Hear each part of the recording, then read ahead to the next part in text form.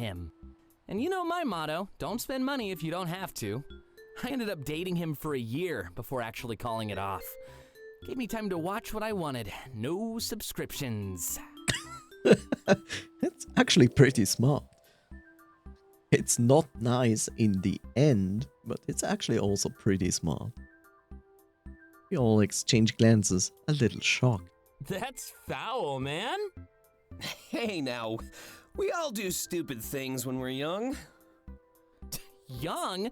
This was just last month. But come on, you saw the new season of Insomnia Cafe. Don't tell me you wouldn't do the same. It was so good. It was last month, so it means last month he actually dropped the guy. But before that, he did it for a year. A man-child. We're in the company of a literal man-child. Like your answers would be any better. I have dirt on all of you. Keep that in mind. Oh, you've made a big mistake now. Trash talking when we get to ask whatever we want. In that case, I'm gonna go with Delta. I know you wouldn't put me on the spot too bad. And my liver hurts, so I'd prefer a question I can answer. Oh. Can you do that? Yeah, reversal rule. Either elect someone or we spin a bottle. Gives him a chance to minimize his embarrassment. Delta, don't minimize anything. Throw him under the bus just like he does to us. We'll finally give him a taste of his own snarky medicine. Everybody looks at me. I guess I have to decide on what we ask Taylor. No pressure, TM. Bunch of questions flood the forefront of my mind, and I focus, and I become a superhero. Thankfully, I've been gathering my thoughts. I'm ready for this. Let's see. Let's see.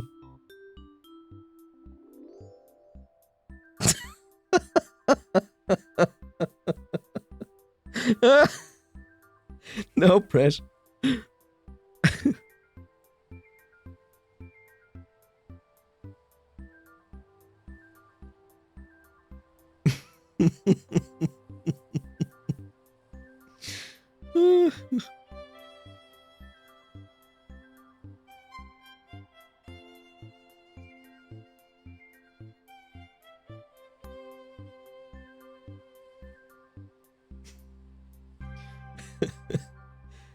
Oh no! Those choices. Let's see. No pressure. Let's see. What is chat saying? What would chat choose? Let's hear what chat would choose in my situation. That doesn't mean I'm going to choose what you will say. I just wanna hear what you would choose. Let's see. Meanwhile, audio save. Yay.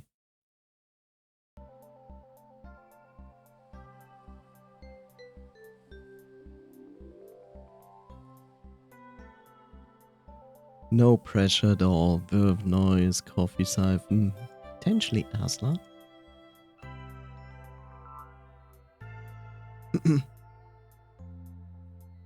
I'll take a vacation in the meanwhile. You know, traveling. I will be slowly but decisively approaching your destination.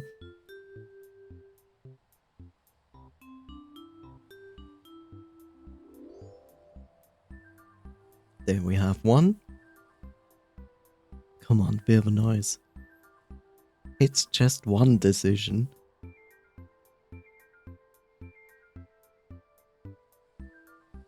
Meanwhile, I don't know if Noise actually listens to the stream or is just here. That's the other thing. I don't know. It's all an illusion. It was all just a dream. I wanted to write an epic epic story and then ruin it all by saying it's just a dream, it never really happened. Smile.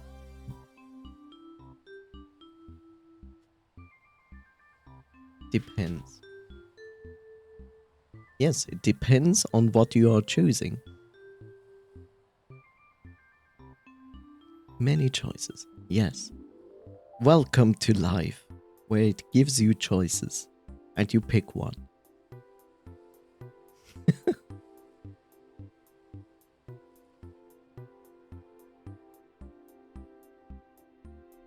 Considering how Vivnoise usually approaches those games, when I give Vivnoise the choice to pick one, I feel like Vivnoise would take a very long time to even get through a visual novel game. But I could be wrong. I'm not trying to.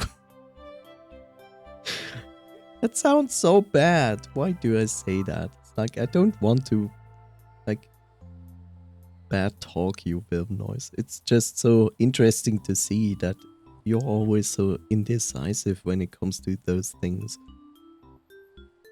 You can choose. Is that yet now my punishment because I said that?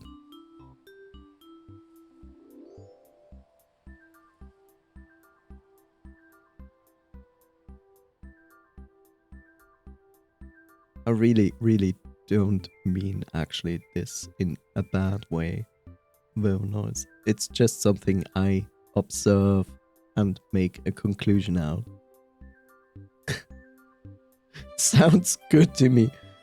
Oh god, this is so typically Vivnoise. Oh my god. But I agree, like on out of all those choices, this one is the most funny one.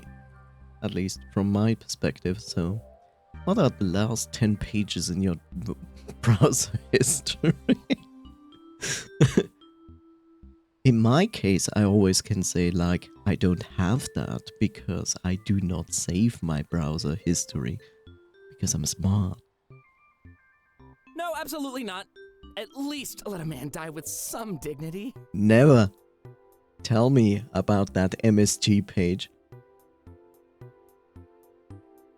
He shakes his head and takes the shot that rests in front of him. They were lined up like ammo bullets we endured for hiding the truth. I had a feeling that would fluster him. I could do the same to almost anybody. Look at that, you stumped him. Honestly, I don't know what I like more, watching him take shots or watching him get all flustered. Panic. Absolute panic. That's the funny thing, is like if this question ever came up, I always can say like, nothing. From where I stand, they're both pretty entertaining. But I imagine you'd like to learn more about us, right? Let's try to minimize the shots from here on out. We all exchange glances, unsure of what happens next. The double question really threw a wrench in the momentum. Before continuing, Clay's coughs to get all of our attention. I went last, so that means Delta's next. But no more freedom. Gotta stick to what's in your hand. And Taylor isn't allowed to be questioned until after his next turn. I nod and look down at the cards in my hand. It doesn't seem like each it does seem like each one would fit a specific person.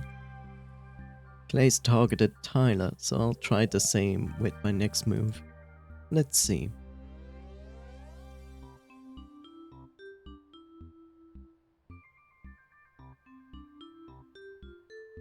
Jesus.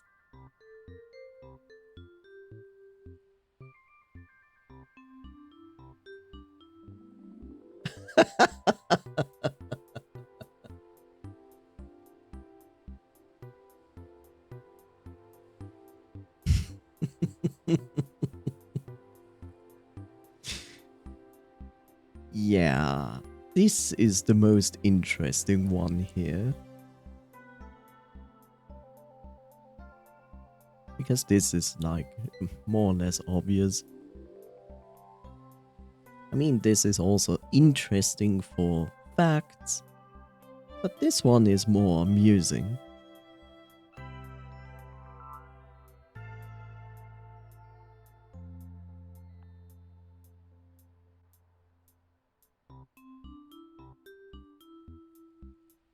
Describe the most attractive part of everyone present.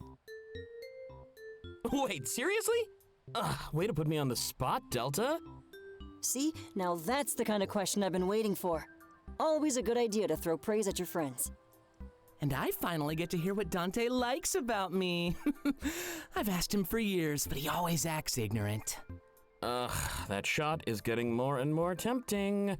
But fine, just don't get mad at me if it's not what you want to hear, okay? Hey, everyone has their own taste. Wouldn't be fair to hold that against you. Yeah, don't worry. We'd never do that. As long as you get the answer right, of course. Smile, no pressure, TM. Dante sighs, realizing it may be impossible to please everyone at the table. A moment later, in a rapid-fire fashion, he speaks his mind, almost like he rehearsed it. Clace, the voice. Isaac, the ambition.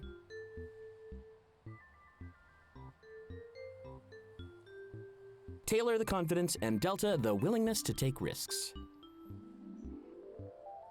Those are good answers.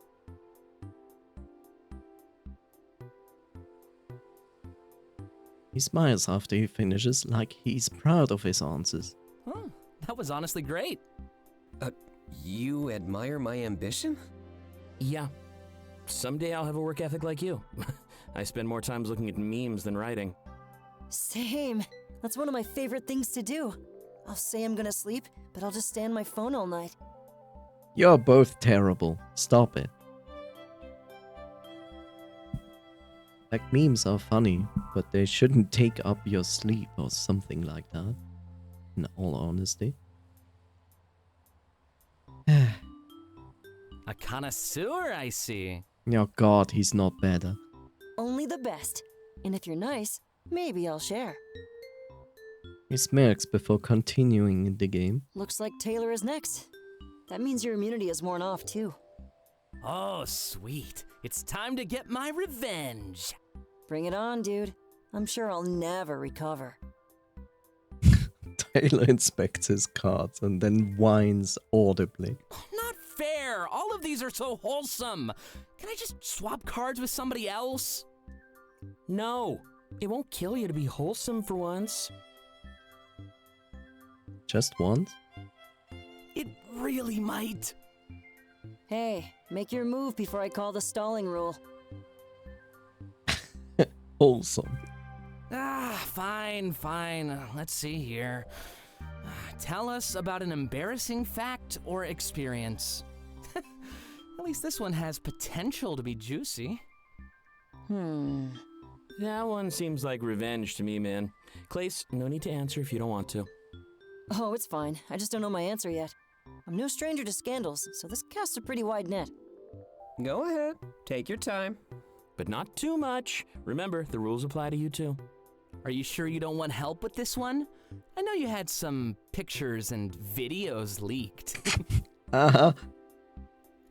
Taylor! Wow. Oh yeah, but I killed it in those.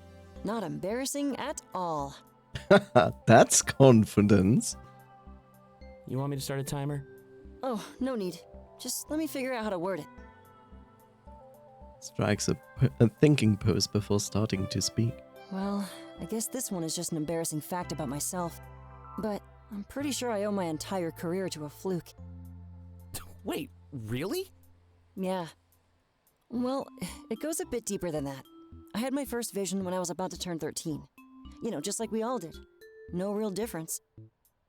I decided not to say anything.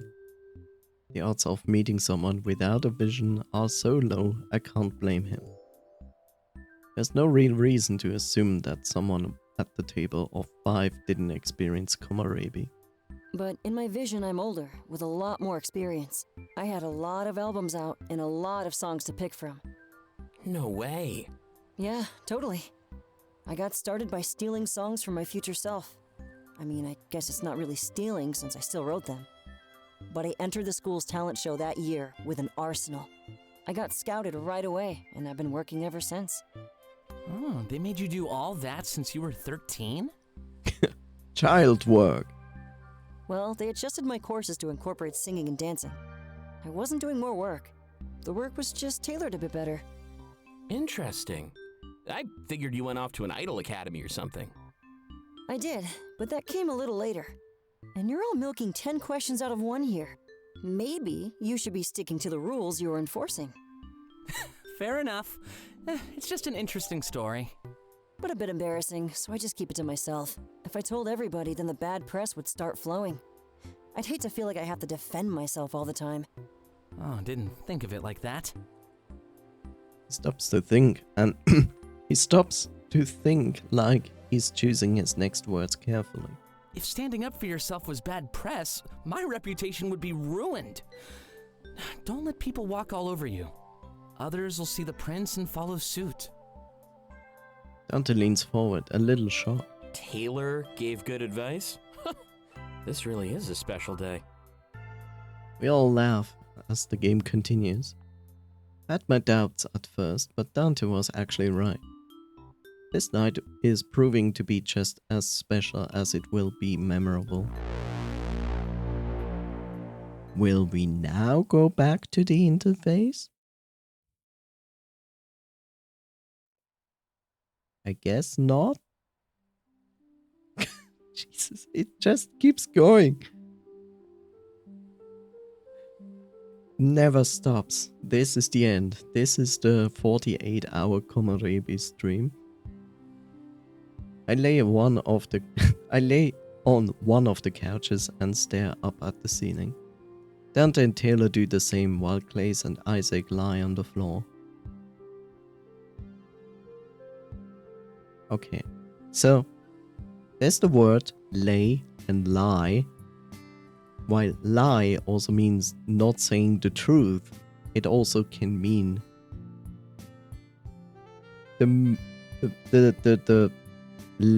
lay down on a floor.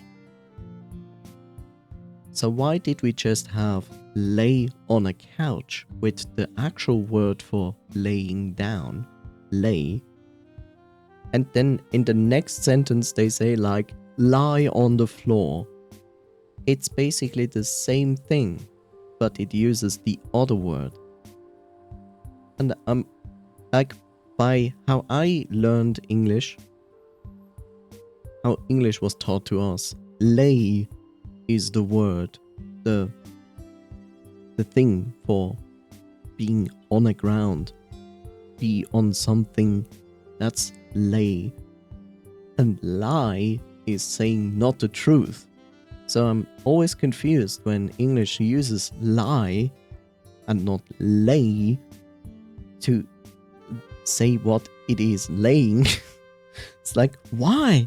Why is that? Is there an actual difference between those two words, or are they just interchangeable, used for the same thing? I really want to know that. And I guess I will ask a Space Kitty when Space Kitty listens.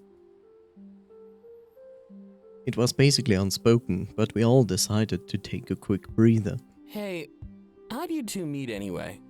This must have taken a lot of coordination. Not really. Yeah, we met on Taylor's stream. Nothing crazy. He mentioned he was taking a break from work, so I invited him over. Seriously? I keep a pretty good eye on who's watching my stream. Even if they don't chat, I can still check out the user list. Can't say I ever noticed your name pop up there. Oh, I don't use that name online. Or my legal name. The agency gave me a spare account so I could be anonymous. Isaac didn't even know who I really was until around a week ago. Yeah, it's basically a burner account that influential people get. If he went around posting as himself, he'd never have peace of mind. The account basically vanishes if his identity is compromised. Sounds like a spy novel. Is that even fair? A license to do whatever you want online? Well, I'm still subject to changes in my score, so it's not like I use it for evil or anything. It's just an extra layer of security. Go online and do whatever you want? How strange. I think that's pretty cool. Good to know they care about your safety. Yeah, totally. They pitched it as a digital security guard. It keeps people at arm's length, but it's not always good. Because then I have to deceive people like Isaac. I was worried he'd hate me when I told him the truth. Any way you look at it, I lied to him for ages. But it's not like you wanted to. You didn't have any ulterior motives either. True, but I still feel a little guilty. So buying out the bar was more like a peace offering. I'd like to get things off to a good start. No secrets between friends. On the internet, no one knows you're a cat. That is true. I still convince people that I'm an actual human, but they don't know that I'm really actually a cat. No place for those here. They believe it, which is great. Yeah, not if we plan to be friends forever. Forever? Until death, in Isaac's words. We were getting a bit sappy earlier. Death? Sappy? Yeah, we're a quirky bunch. And I don't plan on dying anytime soon. So I hope you're good with being friends for a long while. Yeah, of course. Clays laughs, but I can tell that he's a little weirded out. You know, I don't feel like I'm an outsider anymore. That card game really helped me get to know all of you. Before you came upstairs, I was worried you'd hate me. Nah, Isaac is a pretty good judge of character. When he vouched for you, I knew we were in for a good time. He was just being shady about everything until the last minute. Yeah, I'll take responsibility for that one. I hope you can understand why we needed some privacy. He looks to the side like he's a little shy about what he will say next. I'd also like to request that you offer me more during my stay. Of course. So, just to get things straight, you're on a small hiatus from your music career. Yeah, just wrapped up my tour, so it seemed fitting. And I don't need to start a new album for a while yet. Combine both of those facts, and boom, freedom. We're gonna make the most of it, too. Don't want you looking back on this with any regrets. Yeah, definitely. Thanks, Isaac. For everything. While they talk, I get off the couch and slowly walk away. I let them know that I'm just taking a quick breather. It's been a wild night. Do this capture test. As I continue to walk, I hear the laughs slowly dissipate, replaced by music. I look off the railing and down to the first floor. Everyone seems to be having it the time of their life tonight. Makes me wonder if any of them knew what was going on up here. Chaos would probably ensue if they knew Clays was mere feet away.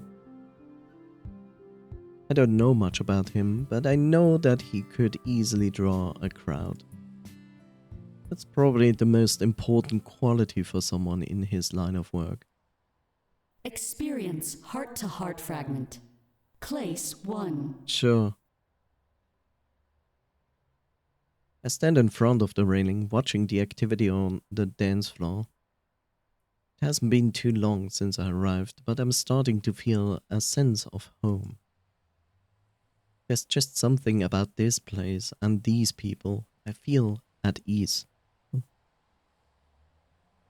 Why is this so strange? Like, why is this part so strange?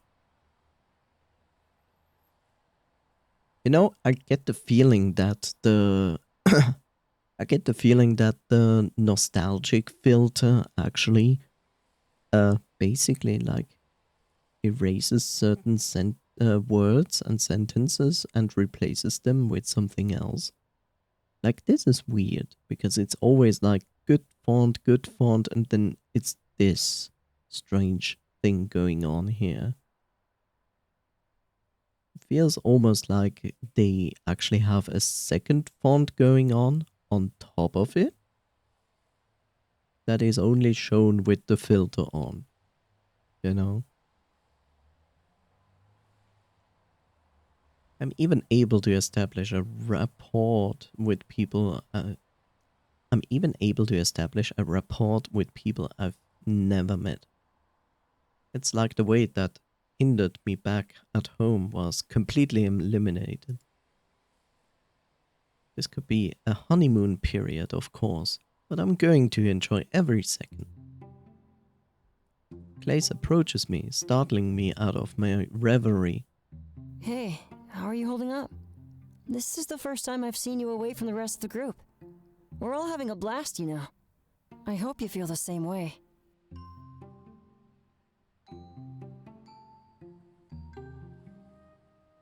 Do you want to make choices?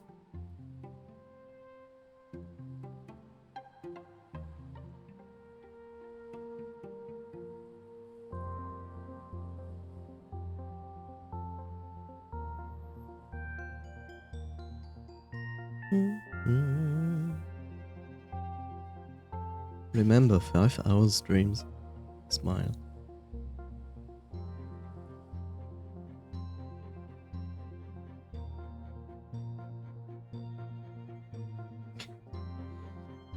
Meanwhile, you can see how a bit of noise is simmering in the background. Respectfully, and from a distance.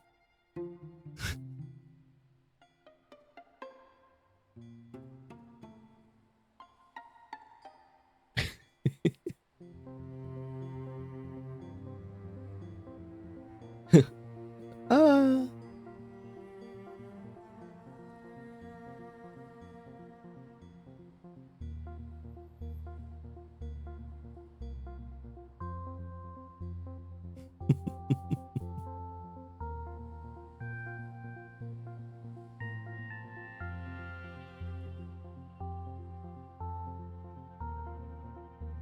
You want to make a choice, Leonor? Bum, bum, bum, bum, bum.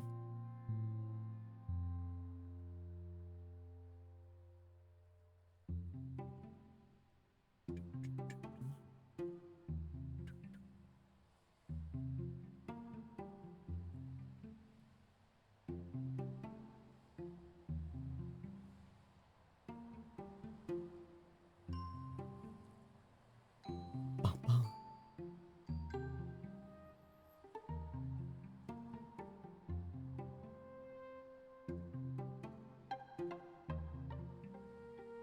The first option.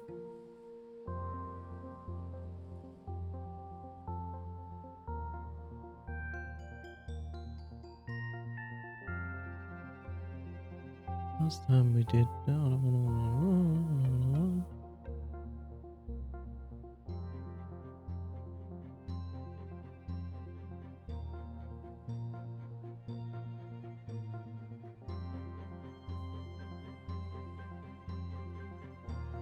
Of course, just needed a breather before I continue.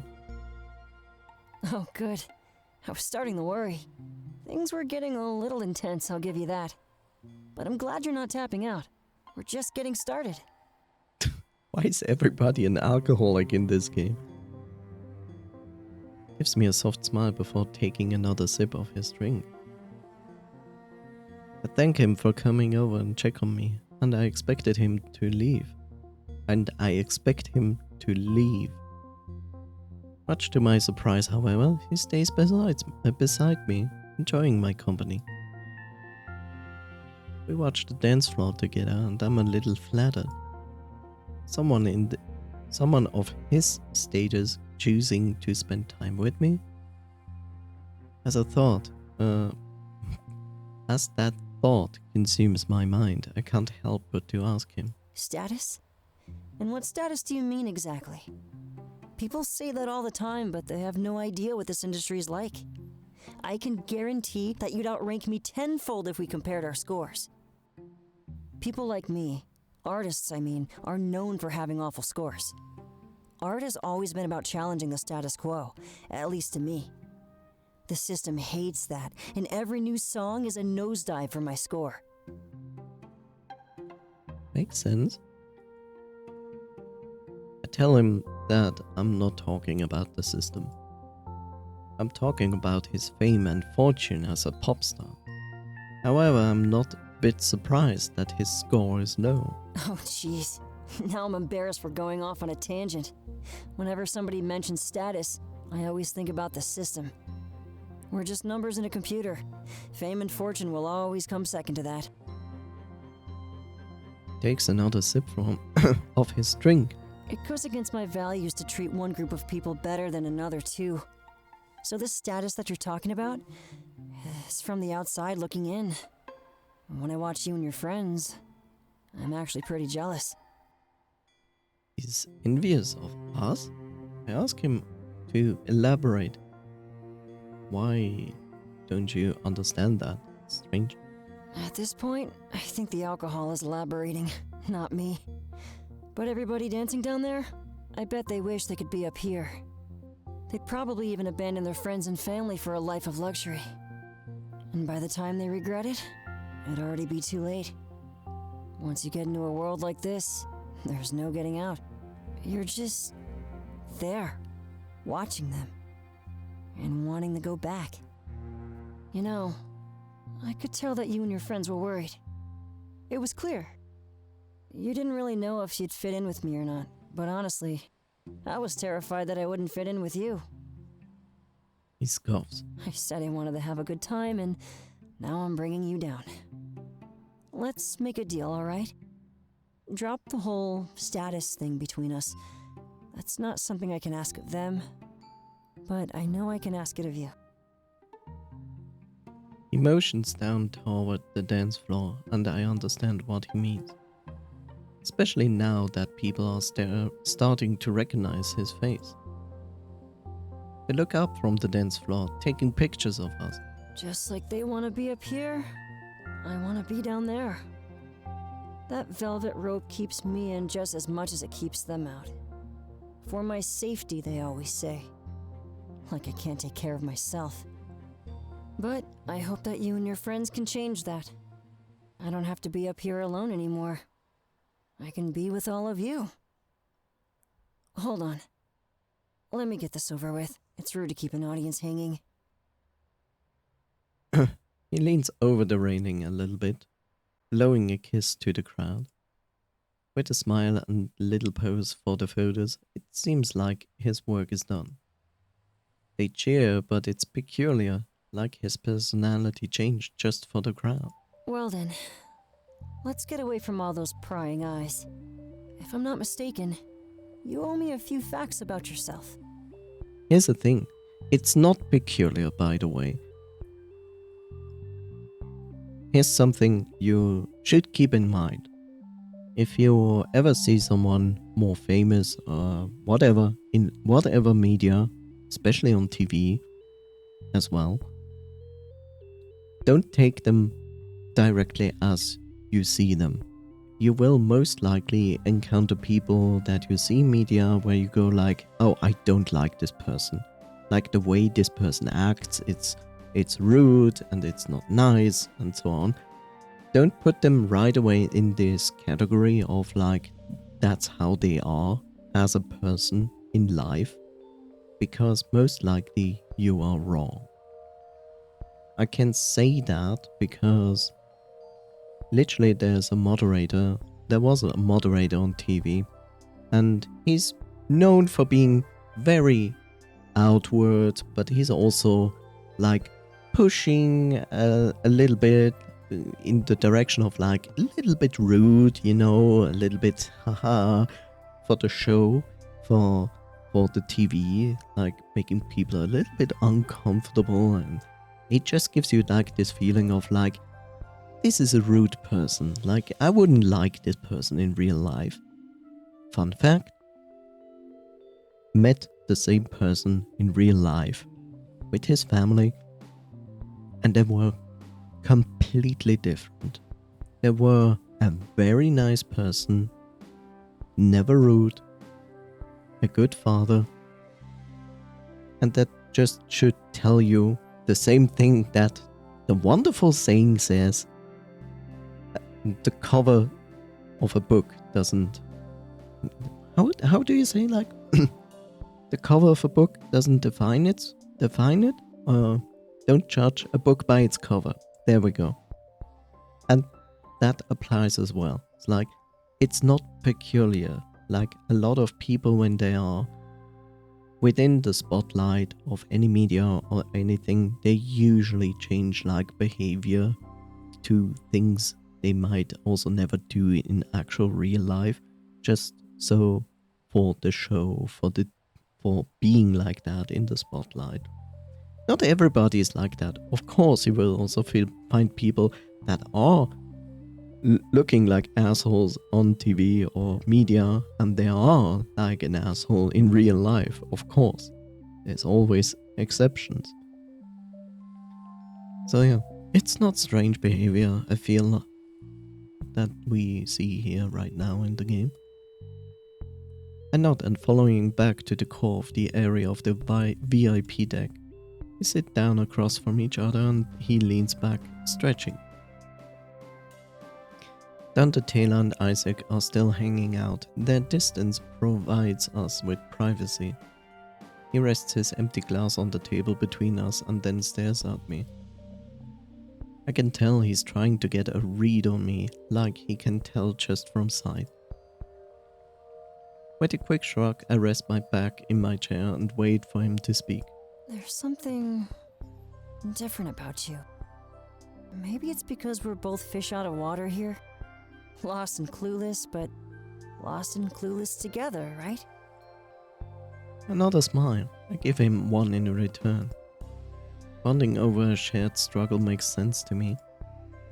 It's not easy moving to a place you know almost nothing about. So, why did you move exactly?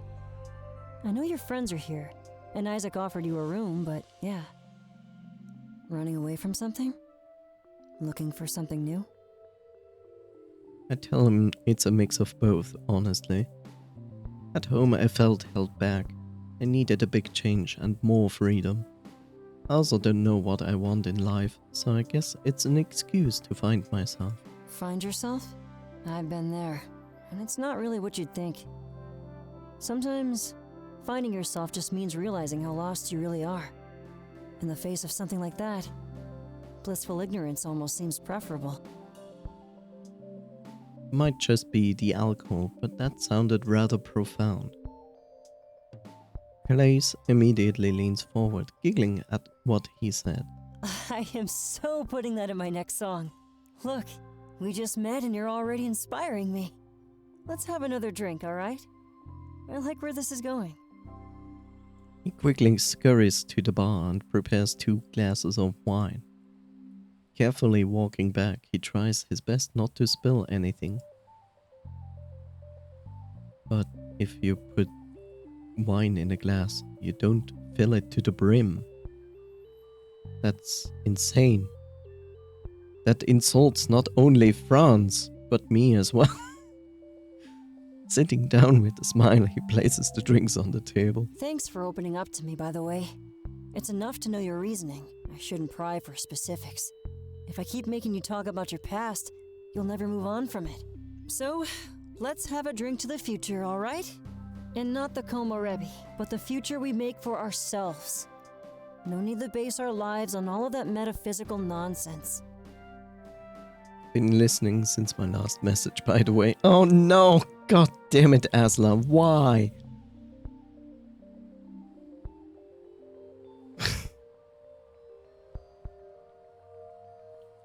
Why are you still doing that?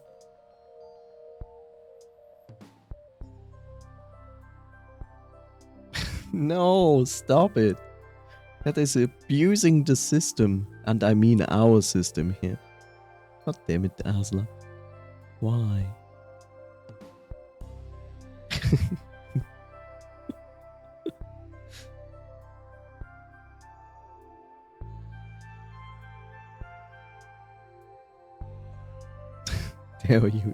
There we go. I really hate that this is a case in my channel, and it's so stupid. Is this even going? This is going to Discord? Why is it going to Discord?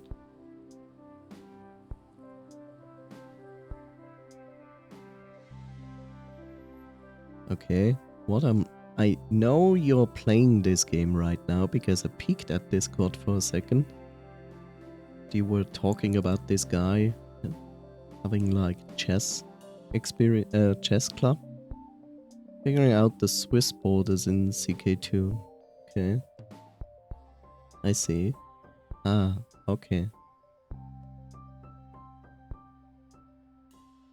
Yeah, I see.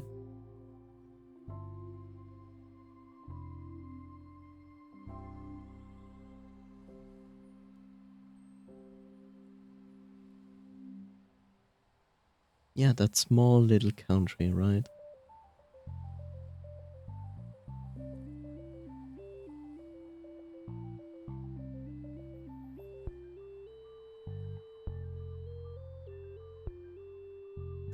Does that thing look about right? Probably.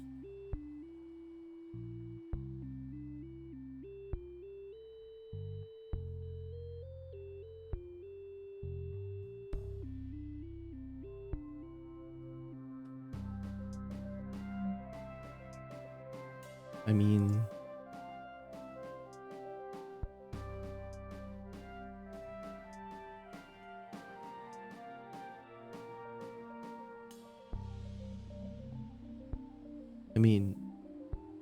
it's not perfect. I think, let's see, it could actually be almost correct. Looks very, yeah, it looks almost correct.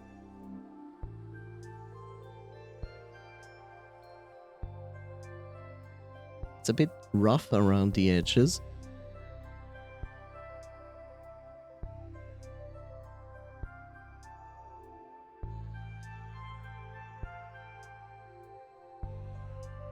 On the other hand, the red part is a bit different from the actual border.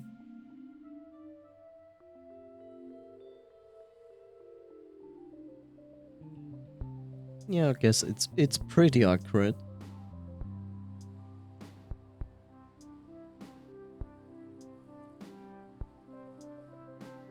I think there is like a little bit of landmass missing on the lower left side, I would say. I think it would go a little bit into Savoy, if you ask me. Yeah, okay, I expected that. Yeah, so if you compare it, I think there's like a little bit missing on the lower left side. I guess it goes also a little bit into Savoy now, but maybe not back then. So yeah. Just flip a coin.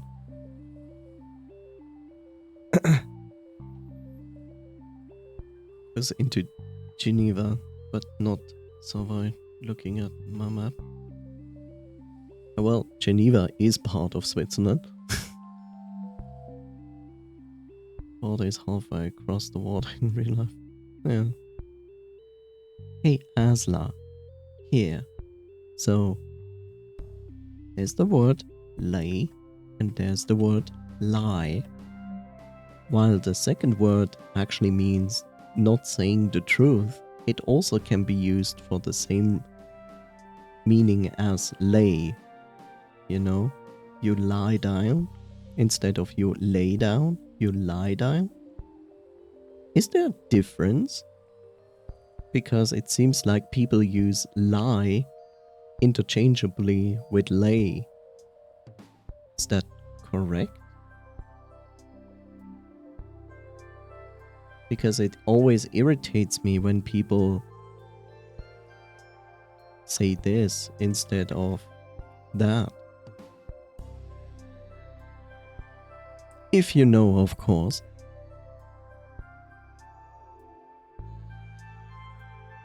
Oh, we playing game, okay.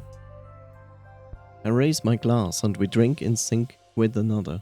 Also, we do an audio save. Crazy. To lay down is to put something down.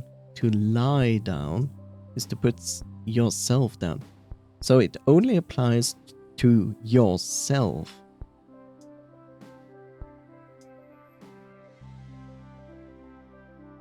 So it only applies to I.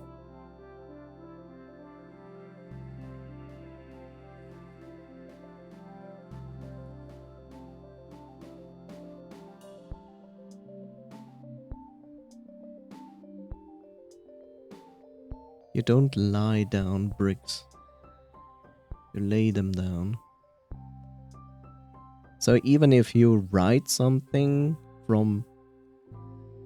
like you speak about yourself, what you speak about yourself, what you're writing, like I went down that path and I lied down. But I looked at my friend who laid down. But to be honest, most English, you can use them interchangeably. There's nothing wrong with how you speak as so long as you are understood. But to be honest, most English, you can't use it interchangeably. There's nothing wrong with how you speak so long as you understood. Savvy? Is that okay?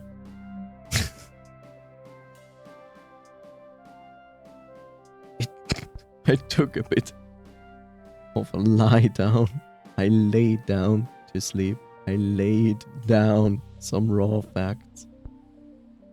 Sure, Pikachu. Well, at least I can accept that to some degree. Despite that it feels like a strange rule, but at least I can accept that.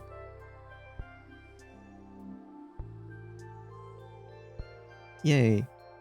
However, when we put the glasses down, I have to come clean. Oh my god. I'm a human. Again, it's not a rule. Yeah.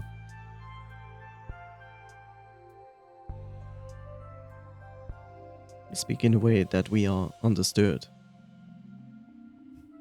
Get down! Get down! Get up! Get down! Who cares about the nitty-gritty? Yeah. Who cares about the liver, right? Time for another vodka.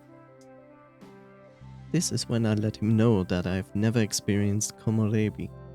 Oh, really? Well, even better. From what I've seen, people like you live happier lives. I've never understood all that counselor nonsense. Get sideways. No. I totally agree and thank him for his point of view. If anything, it seems like the remnants of a dead system. People our age have long since come to terms with Komorebi. What do you mean no? I mean no when I say no.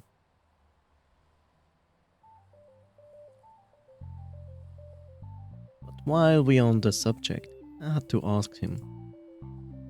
What did he see in his vision? Did he see his fame and fortune? I know he had songs in his head, but what else did he glean? He immediately looks taken aback and his ears perk up. He looks worried and blushes softly as he adjusts his scarf. Such a mixed reaction. I can't tell if I did something bad or not. That's a third date kind of conversation, you know. But I doubt this is the last time we'll be hanging out together. Just put that one on the back burner. At least for now. Please? That's very specific. Like, this is a third date kind of conversation. Why is it a third date conversation?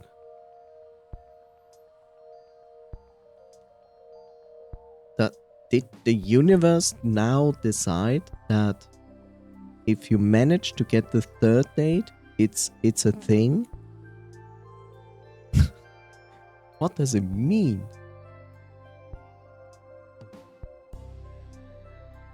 Come on, choose coffee. Go.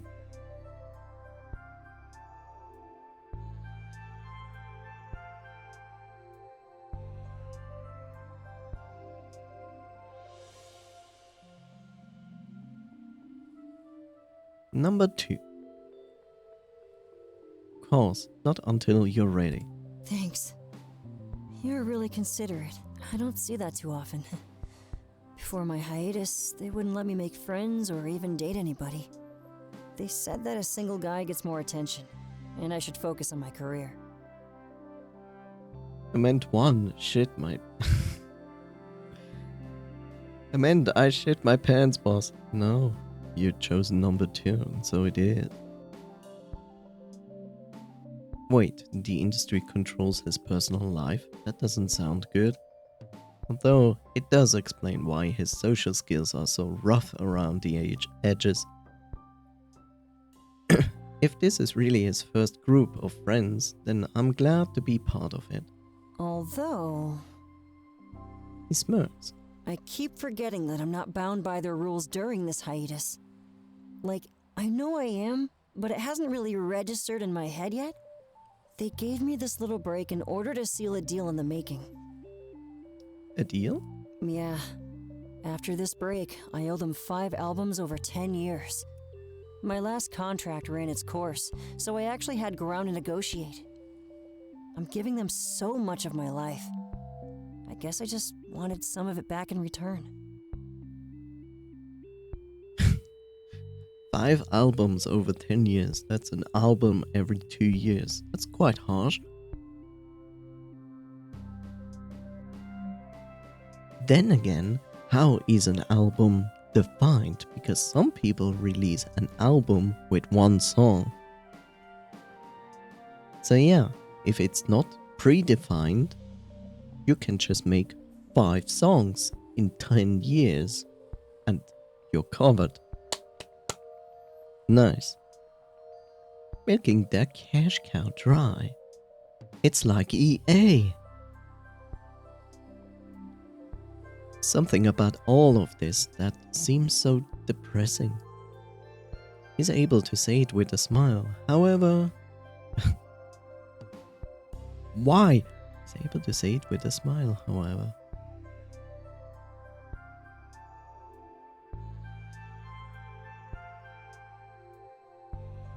Why does it irritate me that however is at the end and not in the beginning?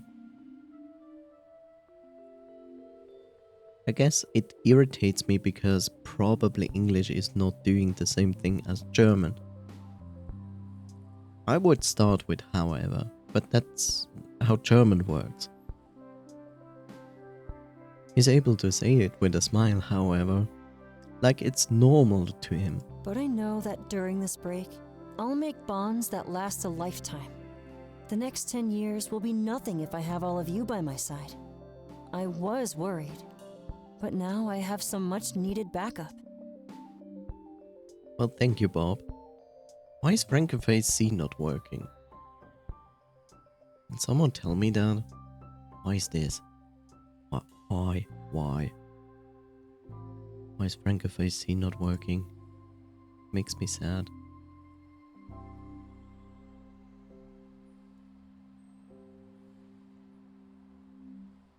Should be working. Guess I'm just reloading the browser. Maybe it helps. Who knows? We both smile at each other, and he blushes once more. I couldn't put my finger on it, but that seemed like the perfect end to our talk. Both standing up at the same time, it was almost like that feeling was mutual. It seems as we are both in sync. Like he said before, fish out the water, fish out of water. Holding out his glass, he simply repeats the earlier saying. Remember, lost and clueless. But lost and clueless together. As I say that, I tap my glass against his. With a quick smile, he returns to the rest of the group. Everyone seems to be getting along as I head back to the group. Clace slowly sips on his glass of wine and everybody mingles with each other. Mingling!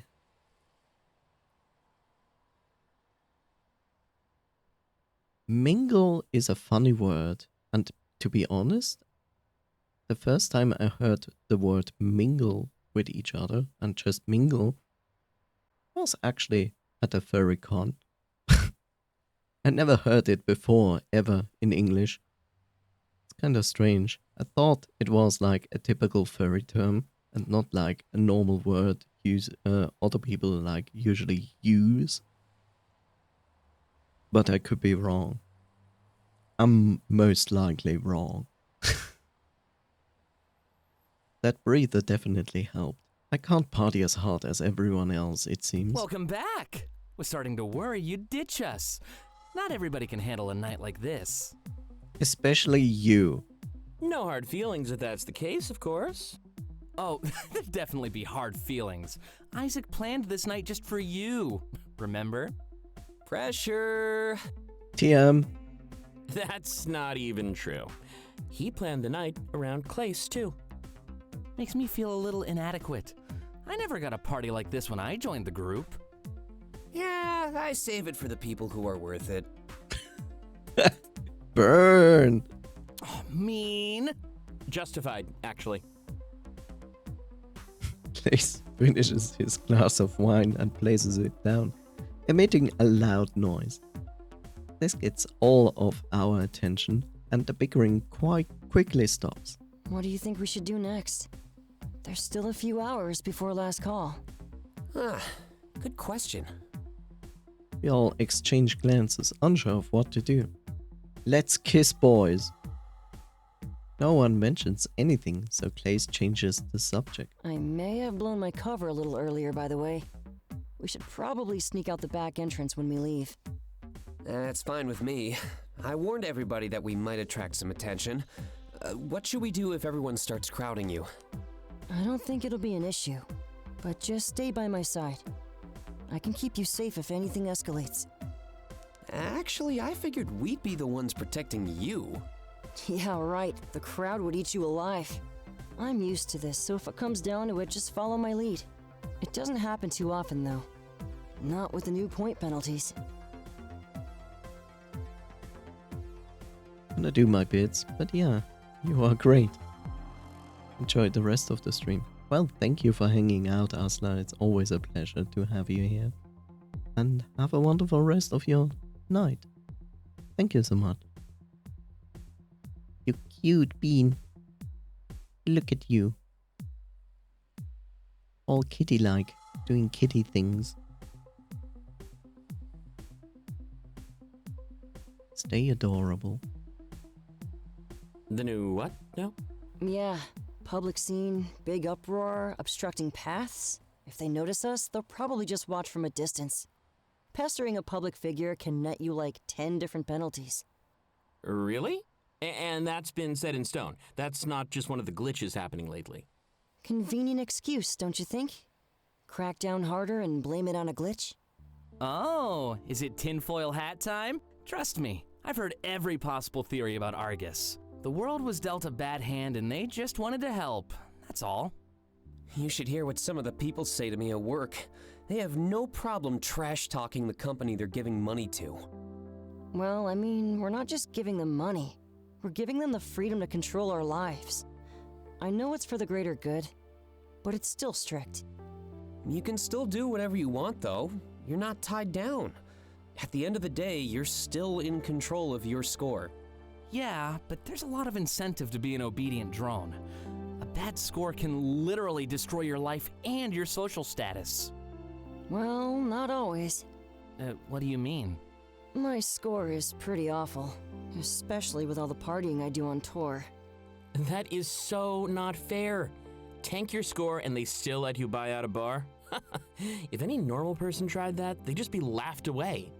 So the scores aren't as absolute as we think. I mean, as far as theories go, that's pretty common. But you can't say that's part of Argus's game. Notable people have always been given special treatment. It's not like that's a new addition to our society. Nothing changed. Yay, rich people getting the special fairy card. Yeah. Ah, wah, wah, wah, wah. Shouldn't it, though? That's a bit too deep for me. No sense wasting time on something you can't change. It's just wishful thinking, like trying to defy your vision. that doesn't mean you should just sit back and give up. As long as you believe in your cause, a losing battle can still be worth fighting. You guys flip-flop way too much on whether or not you believe your visions.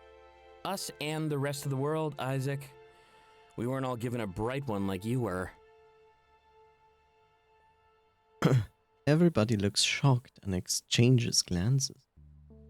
I know alcohol was at play, but Dante just made a big mistake. Revealing facts about another person's vision, really bad move. I didn't have a vision, but I knew that they were super intimate. Sharing your vision with someone else was an expression of trust. To have them speak about it to others, it was a bit of a betrayal. You may think it's bright from what I told you, but unless you're all there beside me, it'll feel hollow. When things get tough, the hope that I can change it keeps me going.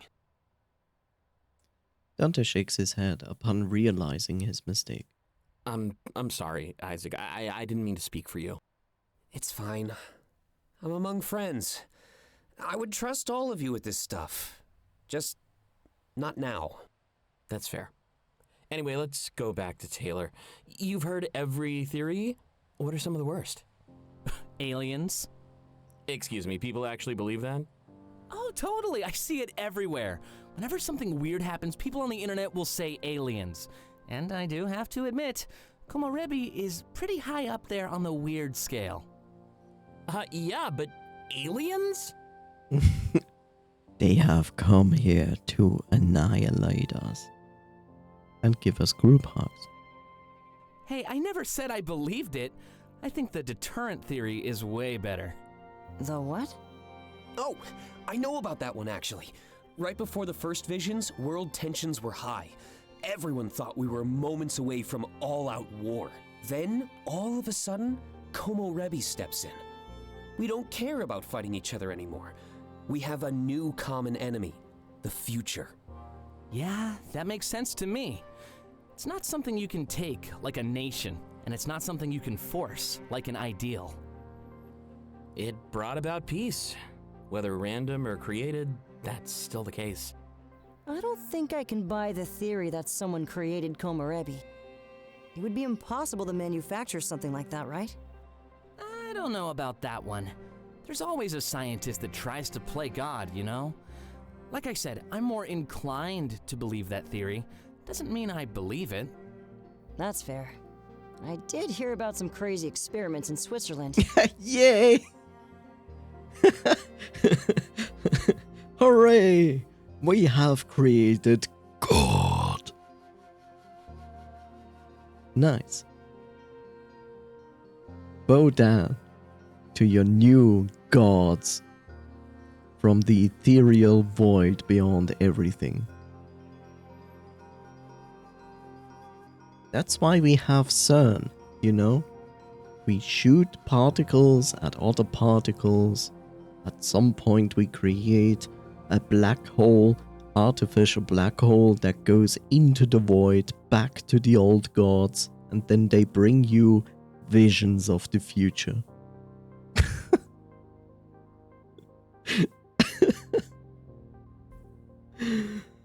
What are you up to over there? Making deities now? Yes. I mean, deities are just like small gods. I also make the gods, but even gods, like, they're just small things. But like insects. It's funny.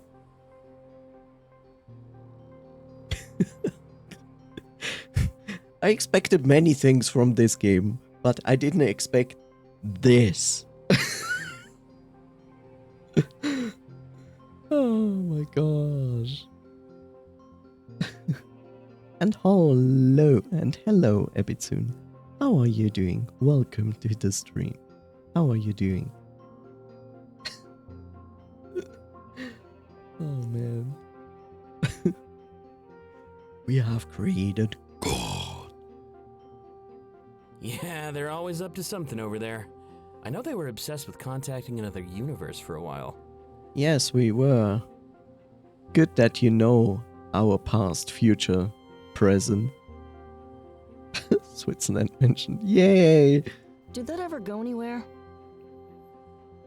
You have to consider this. How often do you hear Swiss or Switzerland mentioned in any game? Unless it is an actual game about past Switzerland. I don't think we were worthy of a response. Like Taylor joked about, this is probably just the darkest timeline. They take one look at what we have to put up with and run the other way. That's so depressing. I have a cure for that. Taylor holds up a bottle of booze, implying that it's time to drink more. Besides, it's a waste of time to focus on questions that have no answer. Like, why do scissors come in packages that require scissors to open? Like, I'm buying a pair. That obviously means that I don't have one to use. I don't know where you buy your scissors, but I don't buy scissors in packages like that. Why don't you just use a kitchen knife to open it? What? What is a kitchen knife? We have like 10 knives in the kitchen drawer. You do know you don't need to use scissors, right? But there's a little picture of scissors next to the dotted line. Everyone stares at Taylor. Is it okay if I just start drinking again? I mean, we're here to have fun, not rip into Taylor. You know what? You're right. But I do appreciate talking about more real issues. Even if we'll never know the truth, it's still healthy to talk about. Yeah, let's not rip into Taylor. Let's just smash Taylor. Hey, I'll drink to that one. It can't be all fun and games, even if we want it to be. Honestly, this is one of the best nights I've ever had. You must not have much freedom when you're on tour. Nah, I'm always at arm's length for one person or another. But I told them I wanted to be left alone while I'm on this hiatus. At least it'll give me the chance to prove that I can care for myself. Wait, he's cooking. And even if he couldn't, we'd be there for you. How about we grab some bottles and head back to my place? Sounds good to me. Just remember what I said about taking the back door. It's always good to use the back door, isn't it? Ooh, didn't know you guys had that kind of relationship. Thank you, Tyler, for being on the stupid level just like me. He meant the nightclub, you absolute idiot. Taylor smirks without saying another word. A moment later, we all scurry toward the bar. I grab a few bottles of whatever stands out to me. Like a kid in a candy store, it's a pretty apt expression. Especially for Taylor, who seems overwhelmed by the possibilities. He keeps taking a bottle, putting it back, and then taking another one. We didn't leave him behind. We waited for him to choose before leaving. Free was certainly the best price of all. I agree. Just imagine that, having one day to purchase whatever you want for free. That would be an interesting day.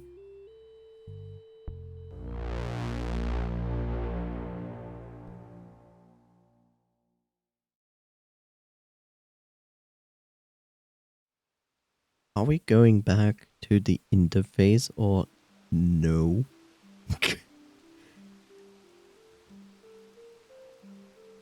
Why did we have an interface? Is it now... This is game without interface time? Is it like that? Like, huh? Jesus, the game never stops. Doesn't give me a break. Now I have to save 3 times. We scurried down the streets, carrying more alcohol than we could ever drink, and you should never drink.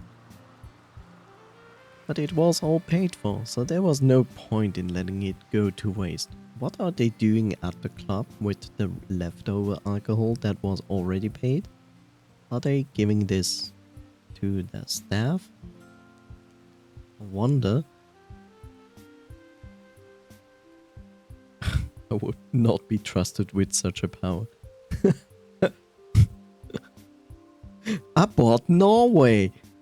Cool. Actually, we would be entirely stocked up for New Year's Eve. For the New Actually, we would be entirely stocked up for our New Year's Eve party. Why is it called New Year's Eve? Why don't you just call it New Year? Because that's what it is. But Eve is a description of the night. Something from one day to the other. So therefore we have a name for it. Damn, they're really watching us, huh? Kind of embarrassing. They're gonna think we're alcoholics. You are. Well, if you're not, you sure fooled me. I look at the other side of the street. People watch from a distance. The flash of their cameras is annoying, but we are not too overwhelming. Oh great, now my chat is basically like, should I refresh myself? I don't know. Maybe this helps. Also audio save. Case was right, they won't approach us due to this. How do you operate under this much pressure, Clace? There's so many eyes on me, I can't help but feel violated. You get used to it. The number one thing is remembering that they like you. They watch out of respect and admiration, not to judge. Typically, I'd assume you're right, but I imagine you don't walk down the street like this too often. I mean, we look like we just robbed a dozen liquor stores. We kinda did. I was just joking about buying it out. What? I hope Clace is not serious about that. I tried to make a joke. Good. Dude, don't do that. You almost gave me a heart attack. Nah, I'd never do that. It'd be way too boring without you. Keep looking at the other side of the street. The crowd grows. Isaac was right after all. We definitely got some attention. Thankfully, I made sure to dress nice and act confident. Really? Good to know I made a nice first... Before I can finish, we hear a bottle of booze hit the ground. It shatters and I feel some drops of splash against my ankles. They bought a liquor store 5 minutes later. And then they bought a liquor store 5 minutes later. Oh god. Turn around and Dante stares at us. Clearly his fault. We will never mention this again. Crowd that was watching us laughs like a studio audience. So weird, like we can't cross the divide between us. The system is keeping us apart despite our desires. I'd agree, but I know you'll just end up dropping more. You're next level clumsy, and now it's embarrassing me. Nothing wrong with getting embarrassed. It'll help keep your ego in check. Me? Ego? Mm-hmm. It's undeniable. Dante struggles to rearrange the bottles in his paws. We stand by and wait for him, but we don't clean up the glass. One of the automated drones would be by to fix this in minutes for sure. Hey, you need some help? Oh look, he's back. We're all shocked to attention and look at the other side of the road.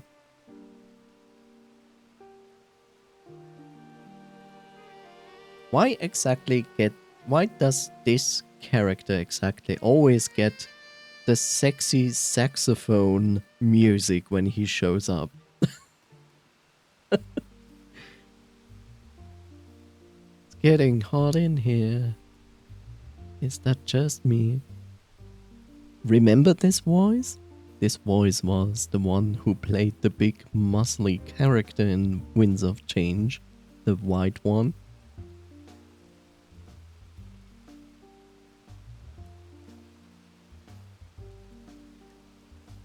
Someone walks over, but it's not just anybody. We know this guy. Figured they weren't gonna jump in and lend a hand. Looks like they're scared of getting in trouble. Well, intimidated even. Oh no, they're hot as fuck. Intimidated? Why? No idea. I'm just the messenger. But I saw a friend in need and ran to help.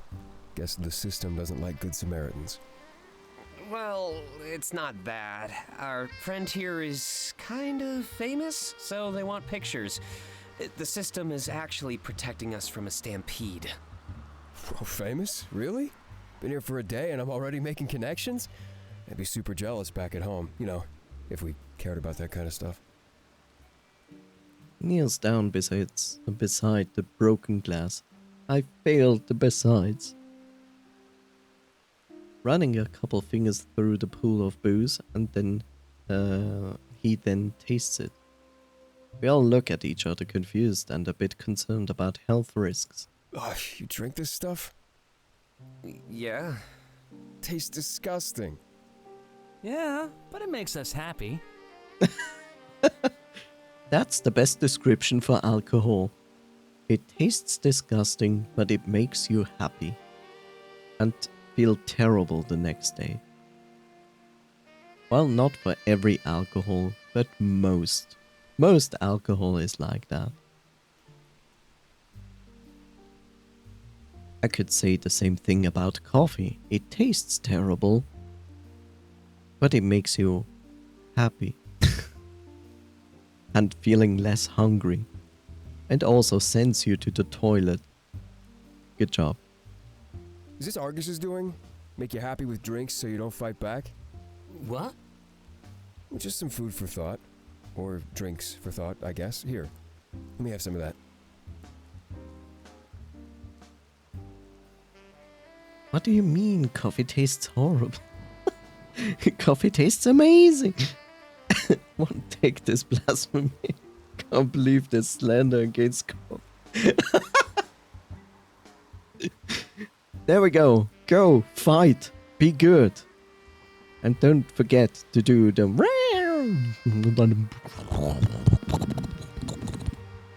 You know, the fight scene, the comically relief fight scene with the clouds and the things. It's gonna be really funny.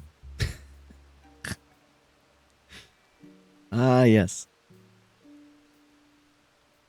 He motions towards Dante and holds out a paw. Dante looks at all of us, confused before giving Zero some bottles. Carrying them with relative ease, he shrugs, unsure of what to do next. The weapons with mysterious origin. Where are we going? Home.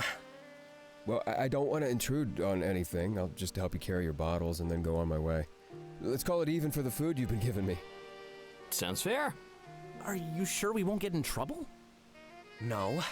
It doesn't matter anyway. Look at all the people taking photos of us. Any chance that we wouldn't get caught is long gone. Is it actually a crime to talk to a Zero? Well, it's a crime for them to sneak into the city. I imagine it's against the rules by association. If we get docked points, let's just contest it. Fair. The system really keeps you all apart, huh? He tilts his head to the people on the other side of the street. Looks like both sides are worried about their score. Common sense tells me you could coexist just fine. Common sense. Not a lot of city folk have that. But thanks for the help. I appreciate it. Well, you could show your appreciation by actually talking to me. Every person I meet, it's always score this and points that. I don't care about those. Let me make that crystal clear. Well, you could tell us about yourself. We have a bit of a walk ahead of us. At least an hour. I want to hear about the famous dude first. What did he do? Suck up to Argus the most? Hey. Not really. My score is terrible. But I like to sing and dance, and people like to listen and watch. I'm on a break now, but I usually just travel the world and perform. That sounds stressful. You have no idea.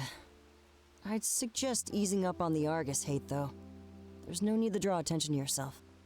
Yeah. You want to fit in as much as possible. It's hard to do that when I can't enter any buildings. I'm supposed to have a phone with a special chip in it. I don't even have any money. How am I supposed to fit in? Aren't you here with your friends to fight that, though? You know, so you can have access and stuff? No, they're here to fight it. I'm here to see the sights and learn about this city.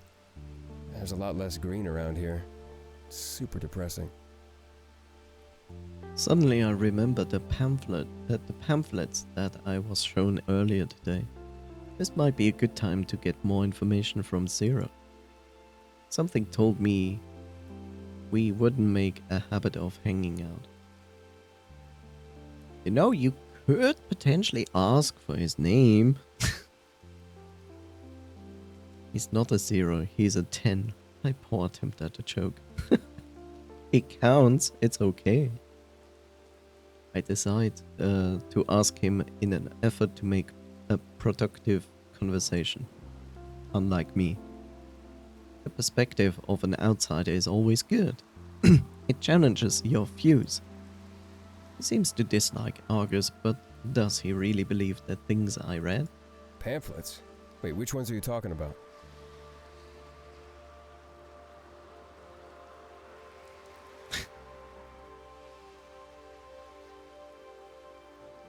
No. Wait. I forgot the actual word.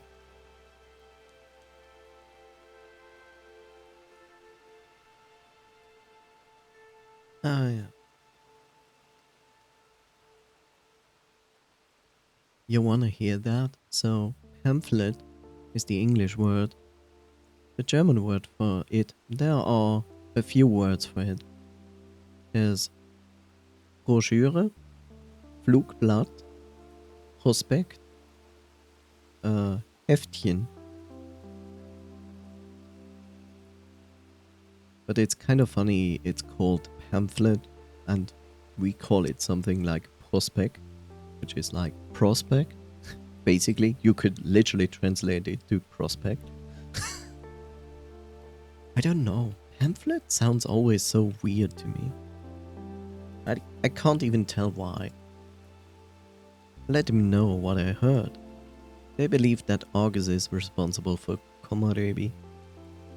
And not only that, but they believe Komorebi disproves free will. That's ridiculous. Argus must have planted those to make us look bad. We did bring some reading material, but not as stupid as that. What did you bring exactly? You know, just stuff about the impending land crisis. We grow in numbers while your cities grow in size. Less food and more people. A pretty bad combination. I didn't know it was so severe. It's definitely going down that route, yeah. But it's best to take care of it before it becomes a problem, you know? We just have foresight. Figured you'd all be used to that by now. Though I guess everyone focuses on potential futures. Kinda stupid when there's a real one right in front of your noses. One look at a 0 colony and you'd be on my side, I guarantee it. Huh. I see. Well, thanks for helping. And I hope you enjoy your time in the city. Of course. It's nice to have a change of pace. And if you want to help in return, just tell people we aren't that bad. If they believe Argus that much, we'll have no chance. Especially if they're starting to fall for those fake pamphlets. Whoever made them, it's clearly just an attempt to undermine. Honestly, that's the best way to ruin somebody. Attack their credibility until it doesn't even matter if they speak the truth. Remove our willingness to hear so we don't care what you have to say. Exactly, but like I said, it feels like a losing battle. Maybe you should share some of that happy juice with me. He lets out a soft laugh, and we are uncertain if he's serious or not.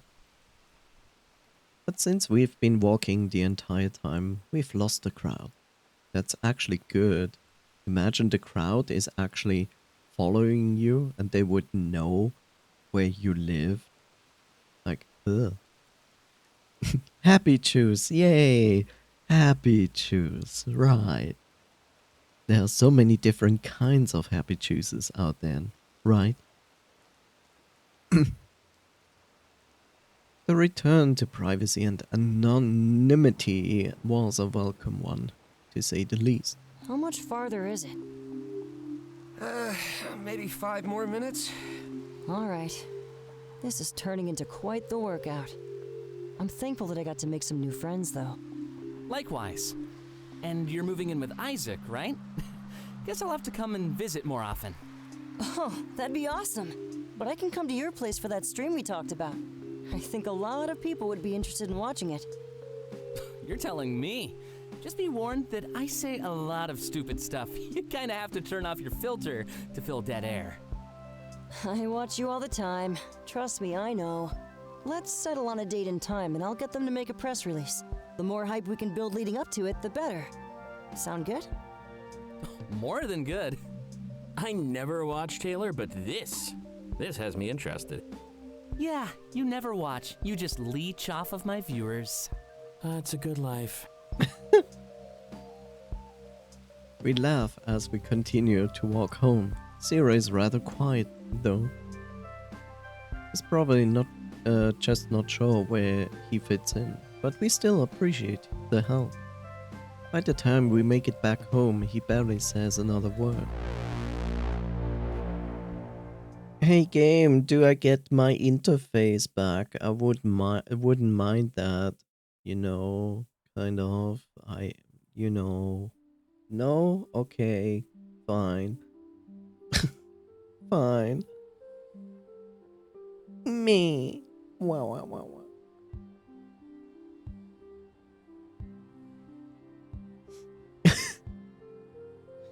When we enter, Zero stays outside. Why, though? Considering it just recognizes the one opening the door, it doesn't recognize people walking in. Rests the boost he carried on the ground, and we move it inside. Takes a couple of trips outside to transport it, but we eventually get the job done. Hey, it doesn't look like he's leaving. Taylor speaks through the window. Taylor peeks through the window. Get it right. Get it right, yes.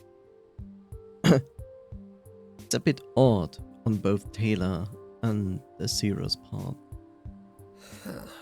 Well, that's a little odd. I'll go talk to him for a few minutes. You can all relax. I won't be gone long. Sounds good to me. Then Isaac cannot go back into his house because he has a limit how many times he can actually leave the house. He needs a name. He does. I don't know if the game is actually gonna give him a name. Yeah, I'm getting pretty sleepy over here. Fair enough. I'll try to hurry. You should mingle for a bit. There's no more prying eyes around. I'll show you your room as soon as I get back. I'll start the timer. As Isaac steps outside, the rest of us gather together. We sit down on the couch in unison, and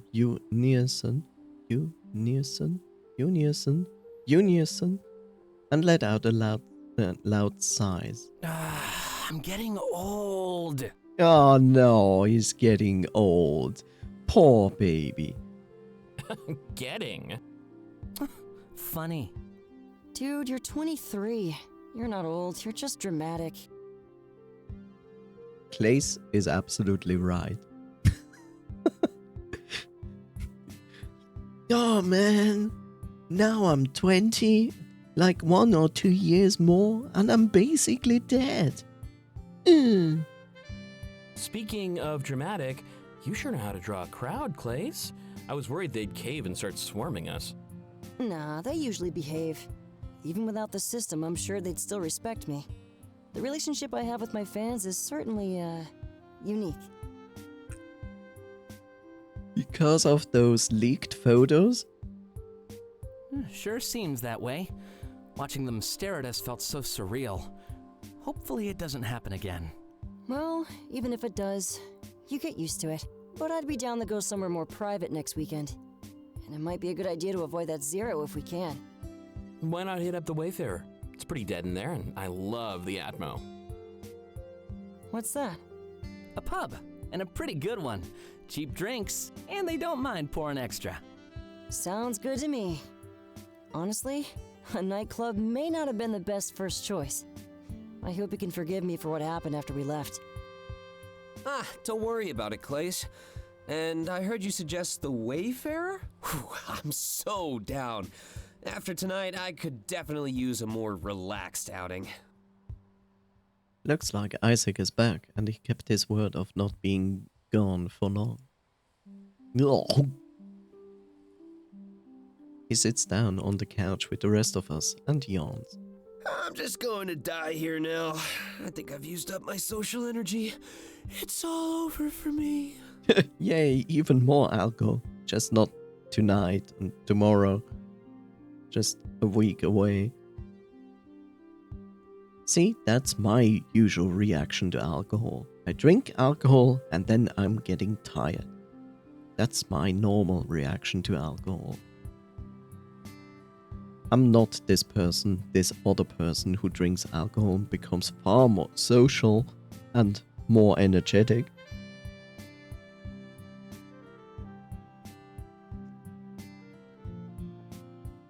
You still have to show me to my room. All over. I can show you if you'd like. We cleaned that room together and now I know why. But I'm curious, where's all your luggage at? Oh, someone's gonna bring it over tomorrow. They'll take care of everything, so don't worry. Are we just gonna let Isaac pass out there? No way! This is my couch. Even if I have to carry him to his room. So romantic. Why not just take his bed? I'll never do that again. Oh, my back is still recovering. Oh no. Makes me feel like crap. Yeah. Oh, well, I wouldn't say it makes me feel like crap, but like literally, usually people have like one of 3 reactions to alcohol. They are like me, they get just easily very tired from alcohol. Sure, it still helps to be more sociable because you have like this drop of social barrier happening regardless. Then is the other one, the person that becomes far more active, far more talkative, far more sociable. And then you have the third person, which is one of those people that you do not want to interact with. That's when the people get very emotional, usually towards the angry state of emotional and offensive. Like, yeah. Dude went for cheap bed mattresses. Never go for cheap bed mattresses. I agree with you. Like, you spend so much time in bed, and not just for the good times, but also for the sleepy times, that it is definitely worth to spend on a good mattress. And these days, you get actually really good mattresses for quite little money. That's even better. Of course, depending where you live. But yeah, a terrible bed mattress is not fun to sleep on.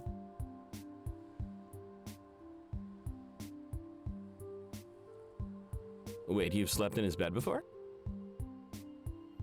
Upon hearing that, Isaac immediately jumps out of his seat. All right, it's time. If you're showing Clace to his room, I'll stick with Delta. There's something I wanted to talk about anyways. Interesting. Why is he so avoiding about that? I wonder. It just slowly causes you back pain. That and less sleep and bad sleep and yeah. Works for me. Then Taylor gets the couch. And just to set this in stone, we're going to the Wayfarer next weekend? Sounds good to me. Does Friday work for all of you? Yep, I'm wide open. Also, I'll make us all breakfast. I assume your kitchen is fully stocked? With all the essentials, yeah. But you don't have to do that. Of course I don't. I'm just choosing to. This all means a lot to me, so I want to help out. It was great to finally meet you too. Well, all of you. Looks at me and gives me a soft smile. I guess that's our cue. See you all in the morning? Sure thing. Taylor, if you need more blankets or anything... Glance over at Tyler and he's fast asleep on the couch. Ah, he doesn't sleep naked. How sad. I guess he wasn't exaggerating when he said how tired he was. But he won. With this, Taylor won the Lame Award. And I'm pretty sure he's very proud of that. But, yes. As much as I wanted this night to last forever, it was time to sleep. Oh, guess we have to keep it down now. He gets really angry if he loses his beauty sleep. Come on, Delta. Let's go somewhere more private. I nod and start walk toward my room. I said toward. I'm so happy. I'm not sure what he wants to talk about, but it can't be anything bad. It's probably related to the night he planned. I enjoyed it and stuff like that. Are we going back to the actual interface? Probably not.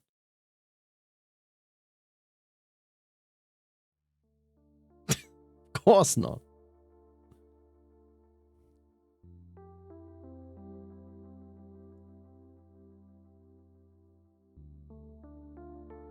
As soon as we get to my room, I sit down on the bed. Isaac follows suit, sitting down beside me, but also keeping his distance. He adds a sense of familiarity to this otherwise bland and lifeless room. How do I exit this game aside from Alt F4? This game actually does not have a function to close. You have to close it with close this window or go into Task Manager and close it. I don't understand why, because I'm pretty sure Clays made this game in the same engine as the previous game, and the previous game could close itself. So I'm actually confused about that fact. I didn't have enough space to bring everything with me.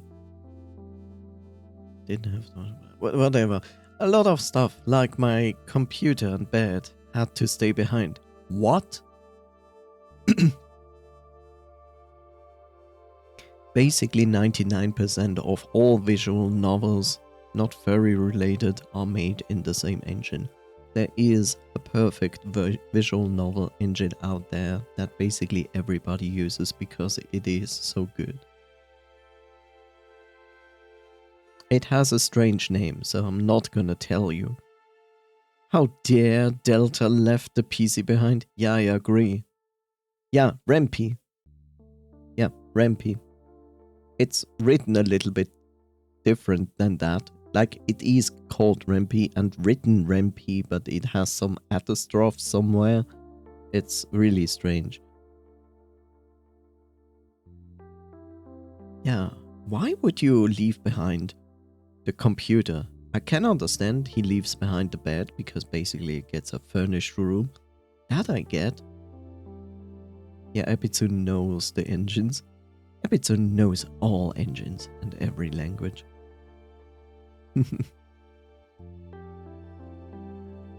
But I guess it's not a fresh start if you don't shed a little bit. You could leave behind furniture, but I don't understand why you would leave something valuable as the PC. I wish you have a broad knowledge of it. So, did you have fun? What did you think of the plans I made? Yay, let's hear what Chad would choose in my position. I wanna hear. Can't wait.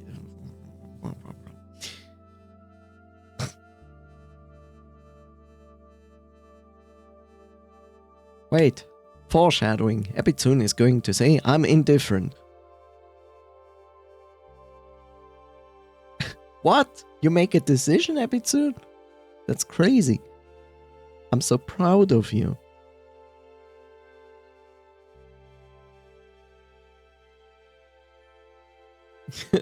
Who you wanna bang? Yes, you did. I'm surprised in a very positive way, so I'm really proud of you to actually make a choice. That's really good. It's amazing.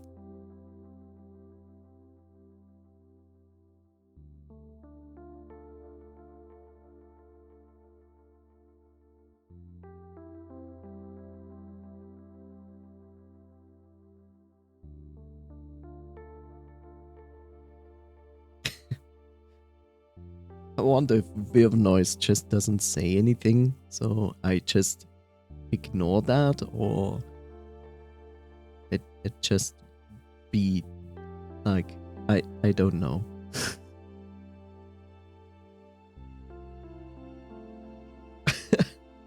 Thank you, that's the last decision I shall make. Bose turns around, leaves the room. Hooray! And we made such good progress.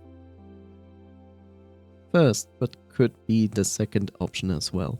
Well, then the overwhelming amount of people choosing number 2, so I will also choose 2. So that's good. They involved you, so they were pretty much perfect.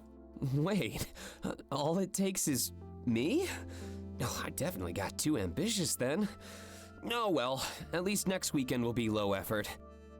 Not that there's anything wrong with ambition, though I guess it's one of those in moderation things. You could easily go too far.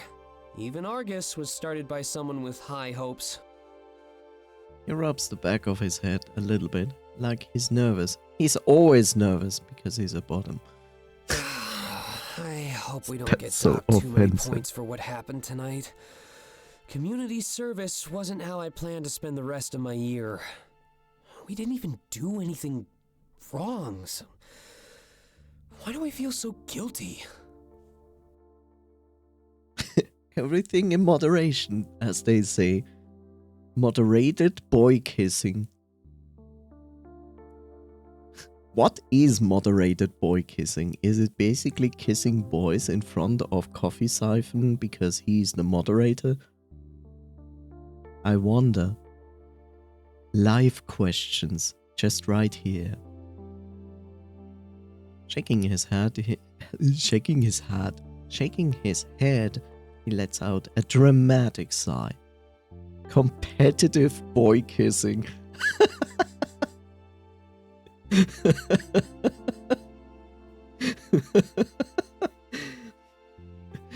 Now that's something I can get behind. I should make that, like, I should make a nice evening with friends where we all come together and then we start something like competitive boy kissing. Whatever that means, I don't know. Oh, everyone keeps inheriting such flawed ideals these days. Our minds are sewn shut before we even have the chance to open them. Makes us scared of change. Scared of things that are good. The world was never reinvented by people who thought inside the box, Delta. But try as hard as I can, the envelope always pushes back. Rules, guidelines, scores, they just foil progress. Yay! Conservative thinking. Yeah. I'm not unsure of where he's going with this. But I imagine that his score means more to him than others. He works for Argus after all, the people who govern everything. Getting on their bad side would probably cause endless worry. Yet here he sits with a look of realization on his face, rather than fear. Like the look of a man who just realized what needed to be done. I think we'll need to have a proper conversation about all that nonsense. Especially with everything that's been going on the last few days. That Zero seems to like us, but I can't blame him. He gives me a thumbs up and a wide smirk. We're just the coolest. We both laugh and then he inches a little bit closer. There it is again on this E, this strange artifact E thing going on. It's only on this specific one. It's not on this one.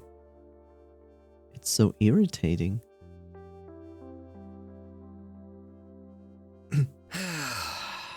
For real though, people get in trouble for this kind of thing. But if we do, I want to fight it. And I want your help to do that too. Talking to a Zero shouldn't have to damage our lives. I agree. He approached us and the interaction was harmless. As long as no harm was done, I don't think we should get in trouble. Of course, letting one thing slide can easily turn into an avalanche. In fact, I'm willing to fight for a world where no one cares about that stuff. And if Argus just uses that to make an example out of me, well, at least I tried. Everyone else just accepts their punishment without asking questions. It's true, people can easily become blind to the status quo. Jump through enough hoops and eventually you'll just get used to it. That's what Argus did, taught us all to jump without asking why. Anyway, I'd hate to end this night on a sour note. I'm just drunk venting and there's no need to do that right now. I came in here to thank you for tonight and let you know that I'm here. I know things are getting off to a great start, but I'm still here. If you're ever lonely, scared, or thinking of home, just let me know. I haven't been this motivated in years, and it's all thanks to your arrival. Help out a bro. Sleep with your bro together in the same bed. Spooning. Be a homie. Be a bro. Places his paws in mine. I've got your back. I guess I just want to make that clear. At the end of the day, this give and take is all we really have. But you know what? It's all we really need. Someone there to help us when things go bad. Someone to direct us when we start feeling lost. I'm trying to buy time now since I'm super nervous. But I guess this is one of those things that I just need to get over with. Especially now that the booze has shot my confidence sky high. I have to say that the voice actor is really good. Like, this is extremely convincing. It's also the writing. Like, the writing is also extremely convincing for displaying someone with anxiety. He's a hot, steamy, passionate gunfight with your bro. Have a hot, steamy, passionate gunfight with your bro. Yep. But honestly, like, it's really well written. The characters and also the voice actors are very convincing how they are, like, reading those texts. Like, it's really, really well done. Without another word, he leans forward and kisses me on the cheek. When he pulls back, his face is bright red. I've never seen him like this before. It's not a bad thing though. I squeeze his paws with a smile before letting go. Enjoy your new life, Delta.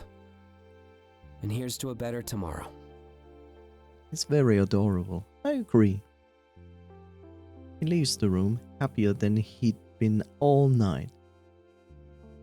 It must have been a relief that things went off mostly without a hitch. I plug in my phone, then lay in bed, and stare up at the ceiling. Now this just broke the rule. But it's not a rule. But still, it goes against what actually Asla said. But it's interesting to see. It's almost been a week, but this still doesn't feel like my bed. I wonder when that will change and what might spark that change. He has a nice smirk and surprised face, smiling as well. Yeah, it's nice.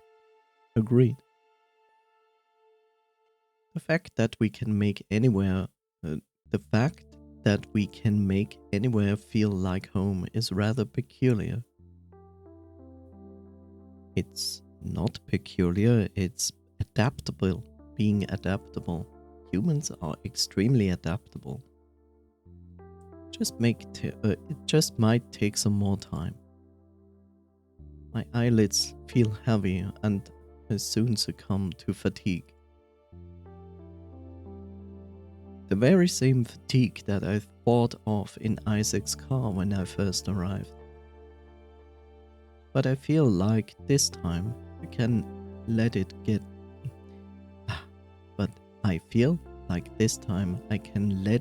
the better of me. I deserve it after all.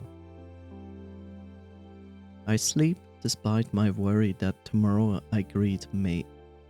I sleep despite my worry that the tomorrow I greet may not be better.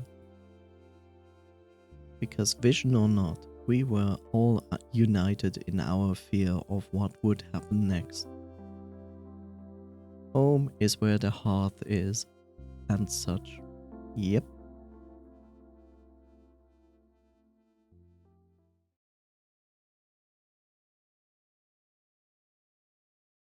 And then, God from Switzerland. They were hungover. Yeah, that as well.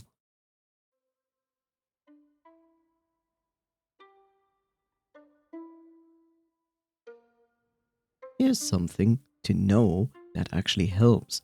So let's say you're going out and you're getting drunk and so on. You get tipsy, you just know you had a little bit. Even if it's just tipsy, not like really drunk or shit-faced, it doesn't matter. Any of those states count. So you want to make the next day a little bit better? Here's a tip. Take something that is multivitamin before you go to sleep. It will help. Not feeling like so much shit next day. Maybe even have actually no hungover at all. Yeah, strange, isn't it? As soon as I wake up, I saunter over to the living room. Also, the game keeps going. Why does the game keep going? Tell me. I don't understand.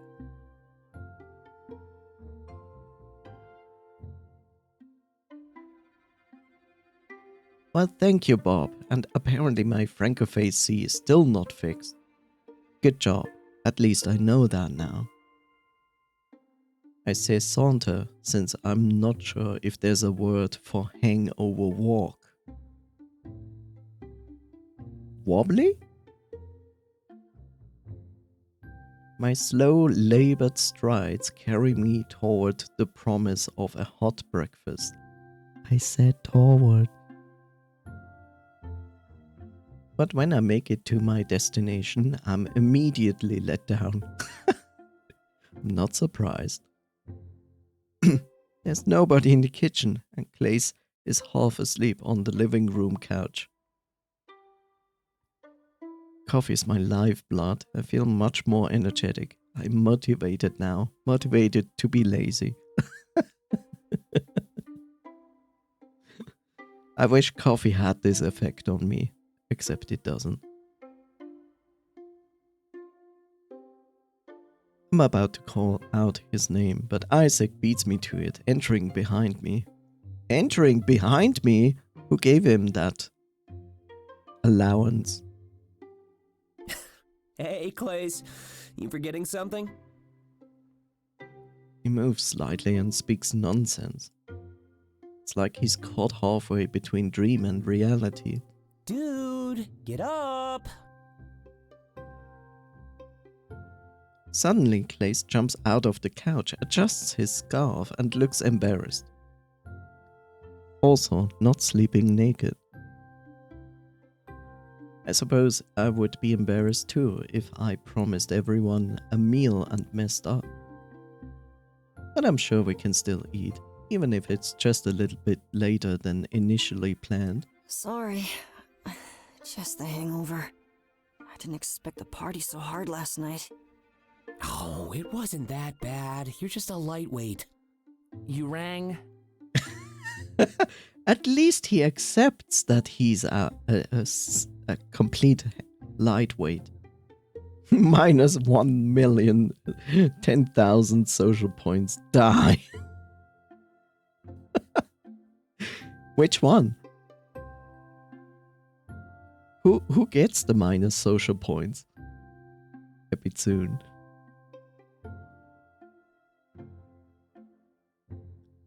Place. Wow. Unforgiving because of, oh no, breakfast is delayed. Taylor walks in the room looking like a zombie. I don't know, he looks pretty normal to me. Seems like the night hit some of us harder than others. Can't imagine partying like that too often. Maybe one day I'll be on your level. Oh, you're getting old. Smile. I've been saying that for years, but you just can't beat Isaac and Taylor. Dante enters the room, cup of coffee in paw. I swear that thing is glued to him come morning time. Good to know I party harder than a pop star. I always knew I was special, but this just seals it.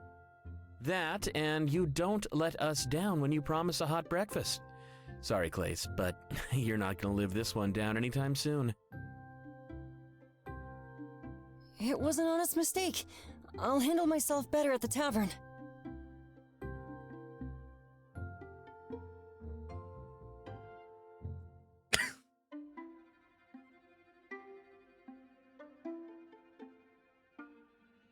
Here we go.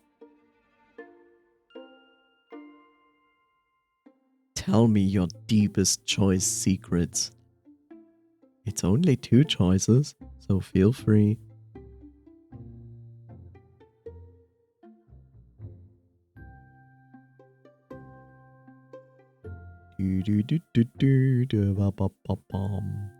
I'm indifferent because I announced it before. So you did. As my moderator. Come on, boy.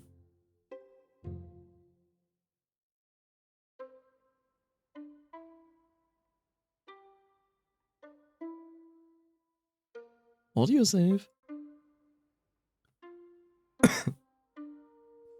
Didn't we choose that the last time? So now streamer time? Okay, fine. Come on, boy. As if he's an aging dog. Why is this combined to an aging dog? Like most people owning a dog of any age say, come on, boy. This is such a normal thing for people to say. It was an honest mistake. I'll handle myself better at the tavern.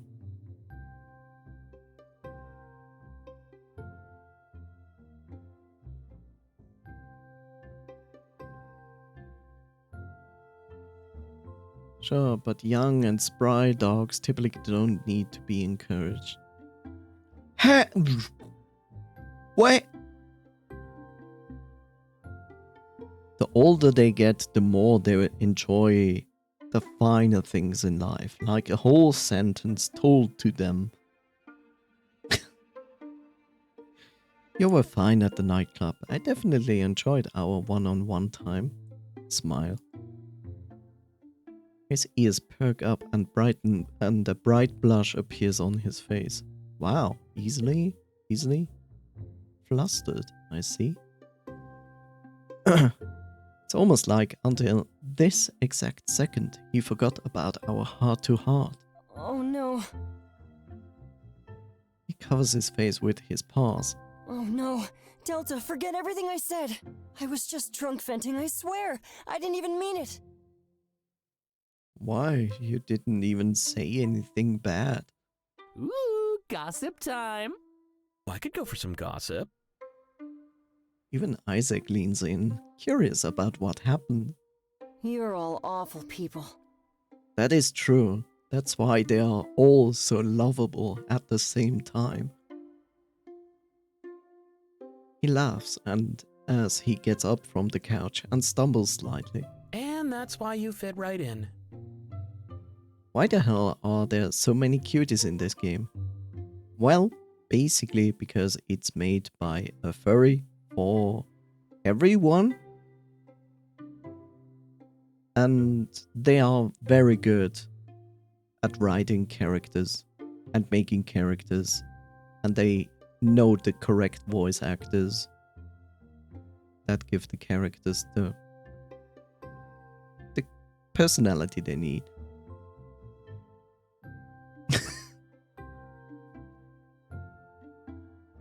That right hand is atrocious. Yeah,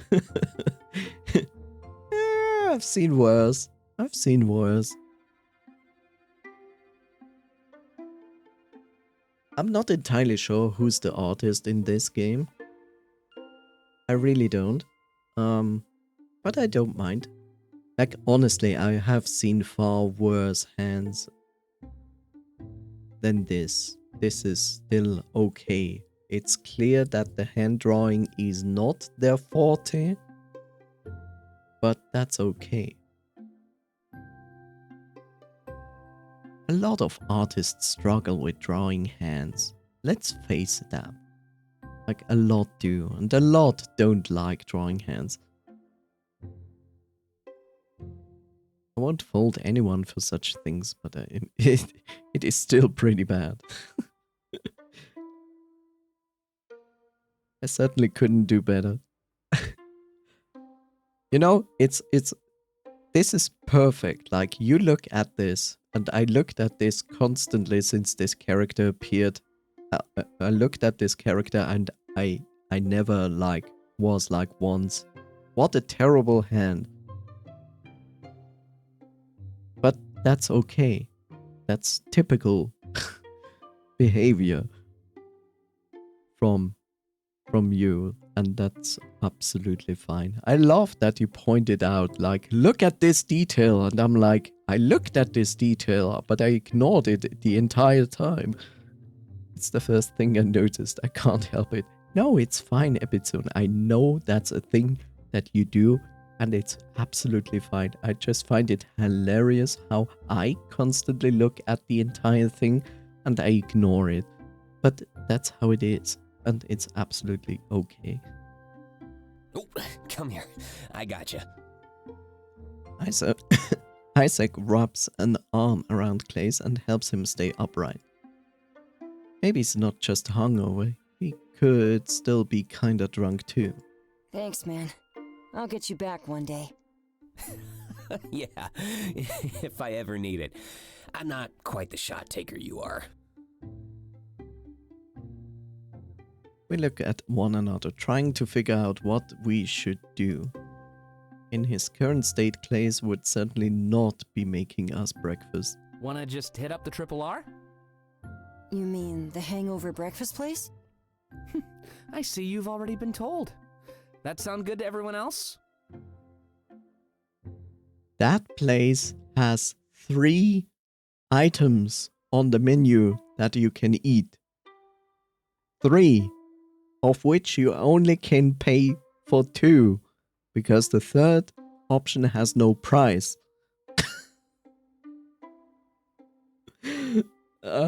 Yeah, sounds good to me. I nod. Going to the Triple R has almost become a regular occurrence for me now. I actually have something important to talk about. And just so you know, yes, it is related to that 0. Oh man, I almost forgot.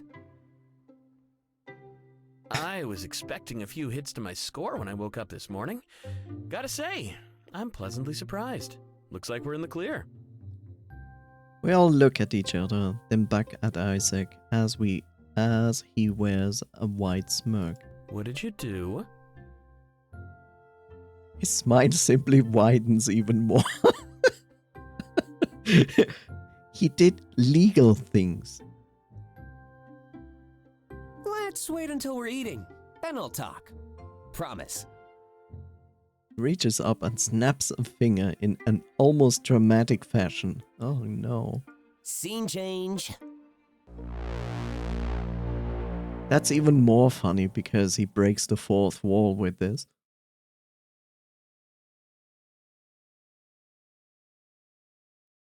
Instead of scene change, how about you give me the actual user interface instead? Wait, what? Oh no, here we go.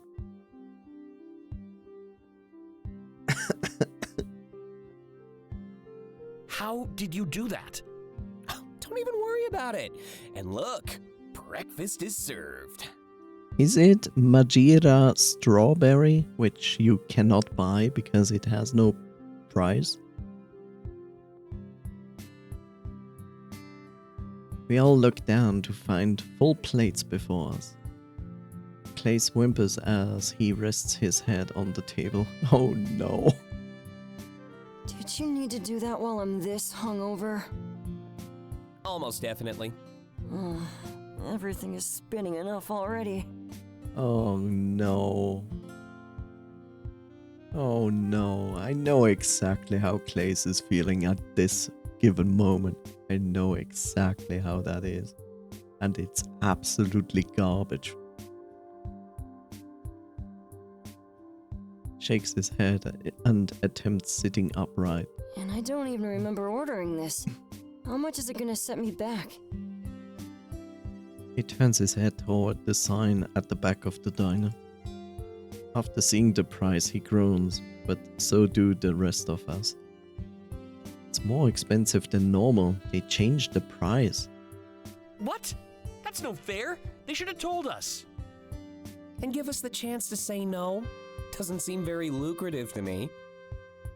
I guess the third R stands for robbery.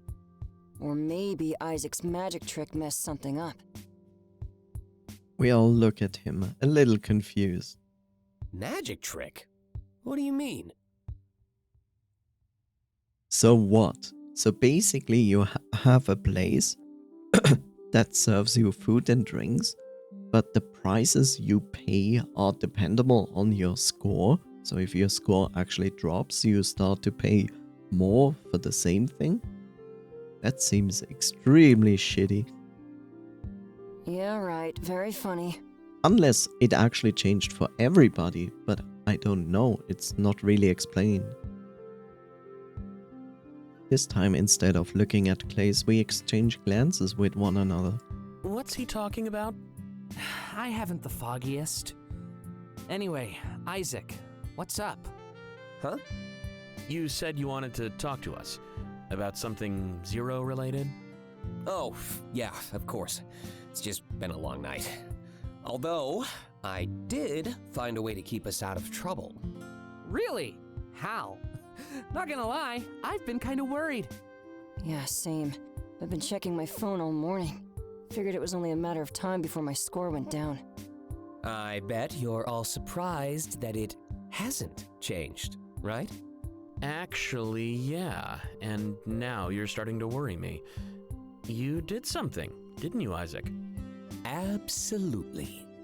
In fact, I worked so hard I didn't get any sleep. And I did it all in the name of protecting my friends. And yourself, of course. Mostly myself. How altruistic. Yeah, I'm basically a hero. And you tell me to keep my ego in check. Wait. In order to stave off my increasingly growing paranoia, you didn't make another one of your mods, did you? Promise to let me explain before you freak out? That's definitely a yes, Dante. Oh, we're gonna get locked up for real now. Let's give him a chance to explain before I start screaming. Wait, why are we screaming? And what do you mean another one of his mods? Did Isaac not tell you?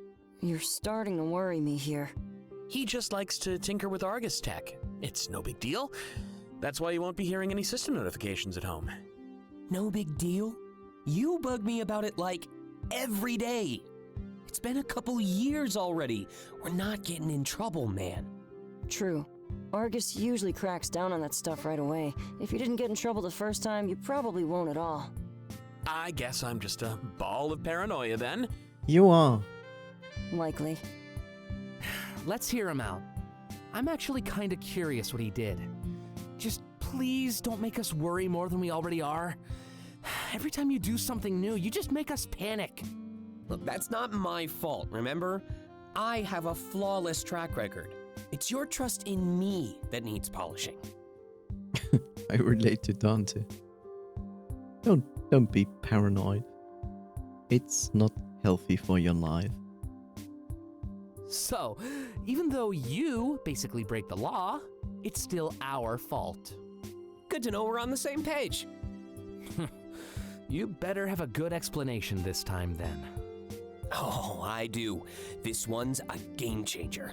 Ready to see the latest innovation from the House of Isaac? Only if you never say it like that again. I'm gonna second that. I can't help it. Ah, that sucks. Sorry to hear.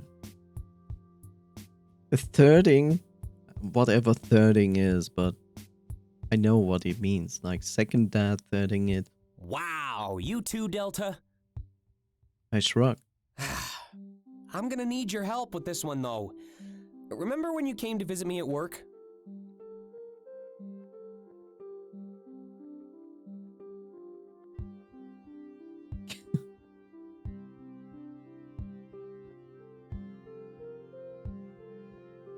Oh look. Let's see.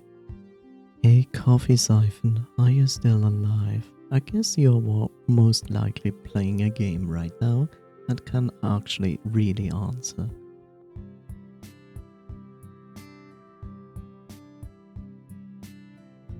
But let's see. Oh yeah, do you want to make a choice between 1 and 2? Feel free, first option or second option, because the other options are no-go.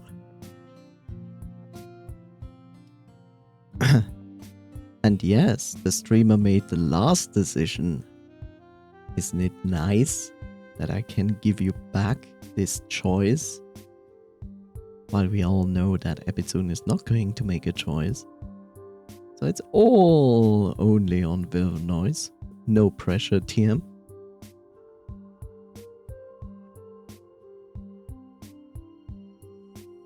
Perfect. Whee!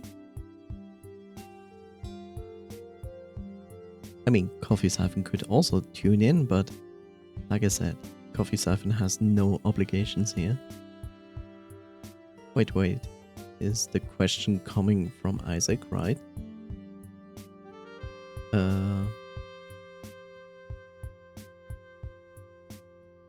Well, yes, the question comes from Isaac.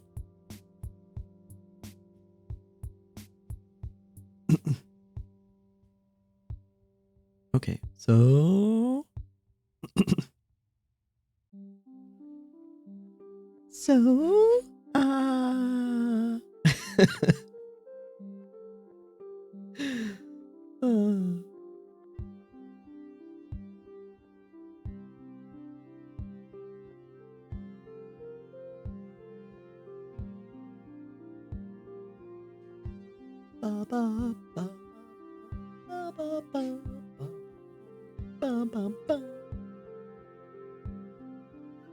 Meow meow meow.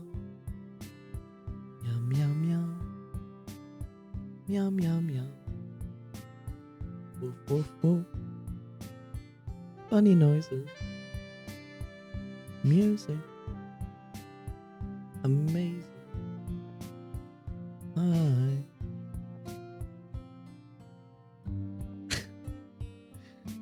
No, we have noise.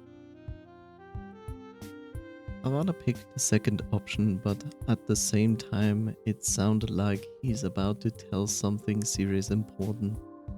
So I do know if it's flirting time.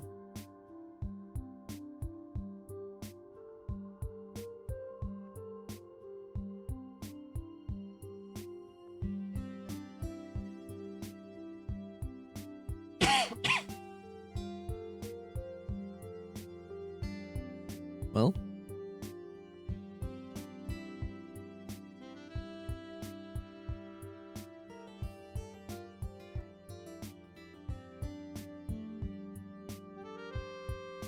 And it's still a choice that you have to make.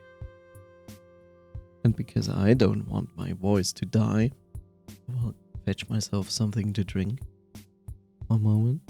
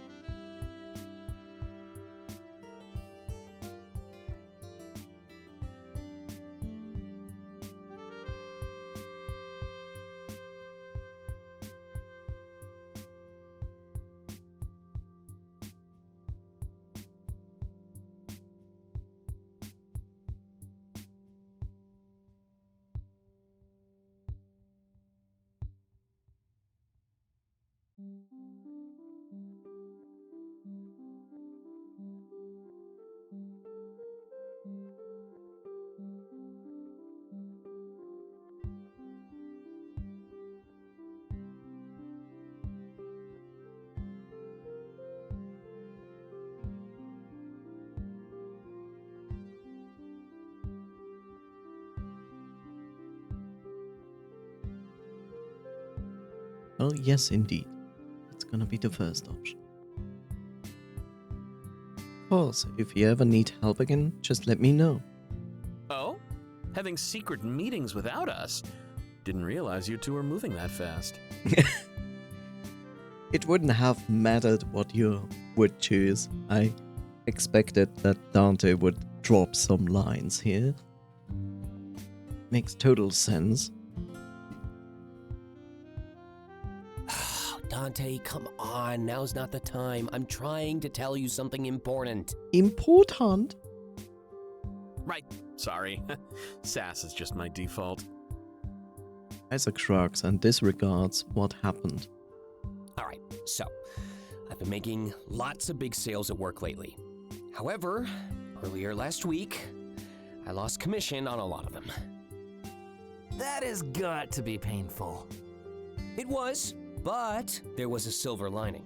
A big one, too. Turns out, the people that bought them were up to no good. This is the part that Delta can vouch for, by the way. Yeah, he told me when he applied that discount to my identity. Knew I could count on you. Anyway, I decided to look into it, and I found something big. The purchases were made by an anti-Argus organization. I think I've seen them in the news lately. Weren't they called Cypher or something? Yeah, exactly. They helped the Zero sneak into the city. But that was only half of their plan. They, kinda slipped up. What was the other half? Hooking up the Zeros with phones and identities. You know, basically starting a revolution. What? You can do that? I'm pretty sure that's impossible. Isaac leans forward, clearly invested in what he's about to say. Actually, it's not impossible. There was just no reliable way to test it out. Remember, this is the first wave of zeros to enter any city. Everything until now was just practice, with no action. And how does this help us? Well, they had no way of knowing whether they'd fail or not.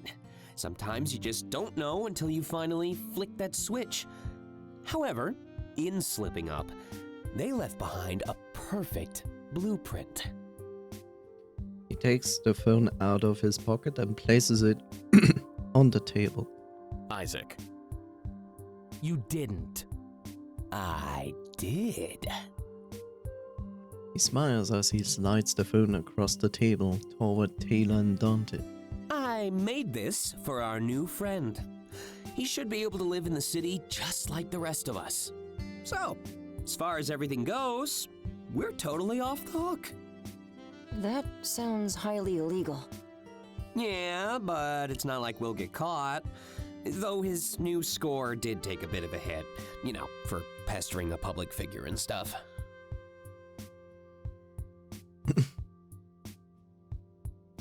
I find this exceptionally hard to believe. You found a way to cheat the system overnight? Not really, no. That cipher group put in years of work. They basically left behind a test that was 99% complete. And you knew the final answers. Bingo! So, I'm gonna give this to that zero, and we can move on. We won't get in trouble for anything we've done. I guarantee it. How can you possibly guarantee that? I guess you'll just have to work on trusting me. He always asks for the impossible. I feel like we should have talked about this first. Maybe. I couldn't just sit back and let you get in trouble. We hung out with that zero and gave him city goods. At least now we don't have to worry about our scores. Yeah, a ticking time bomb like this is way less stressful. Come on, I'm just trying to help. Is this why you went back outside to talk to him last night? Yeah, I already kinda made up my mind. Suddenly, his drunken venting last night made a lot of sense. Can you at least give me a more technical explanation? You don't have to explain it like we're children. Making a horrible mistake. I'm going to play Team Fortress 2 for the first time in a few months. I am a recovering addict. Well, it's your choice.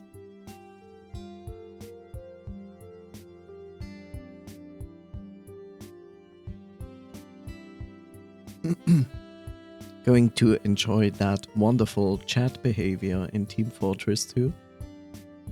Did you know? Sure. You almost done eating? He's supposed to meet us outside a few minutes from now. Upon hearing that, we all start devouring our meals. Oh, and just so you know, he has a name now. Yay, he has a name.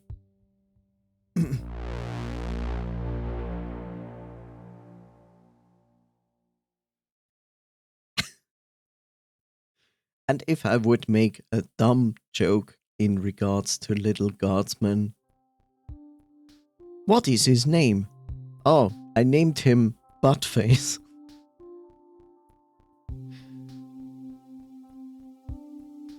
To be honest, I typically remove the chat element from my HUD on launch.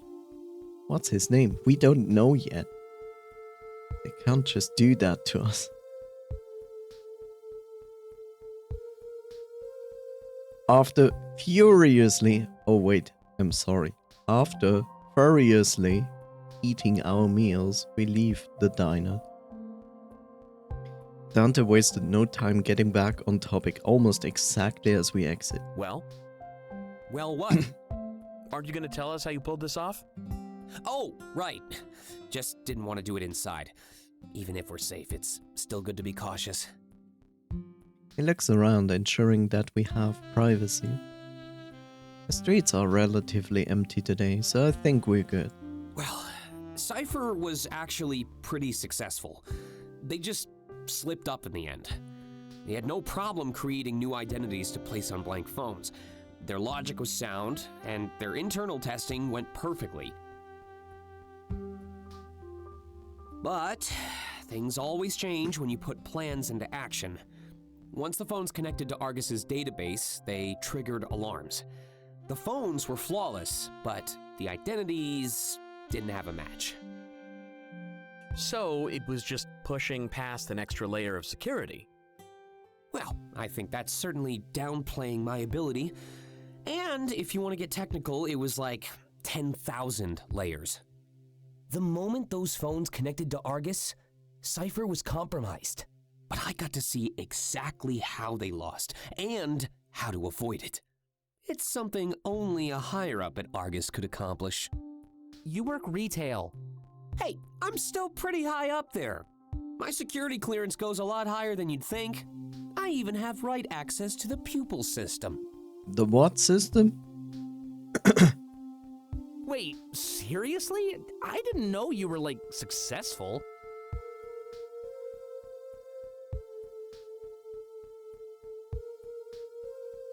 I know what you're trying to say, so I won't take it as a shot. But yeah, that's why I'm aiming for that promotion next year. It'll actually put me closer to my true role inside of Argus. So what, you can just create matching identities in the database? Among other things, yeah. Remember, it's complicated. I'm trying to keep it easy so everyone understands. It makes sense to me. But isn't that gonna look suspicious? I mean, a random guy just popping into existence last night? Funny that you're the one to ask, Clace. Isn't your burner account basically the same thing? Isaac is right. Clace technically has a second identity. It's for his safety and anonymity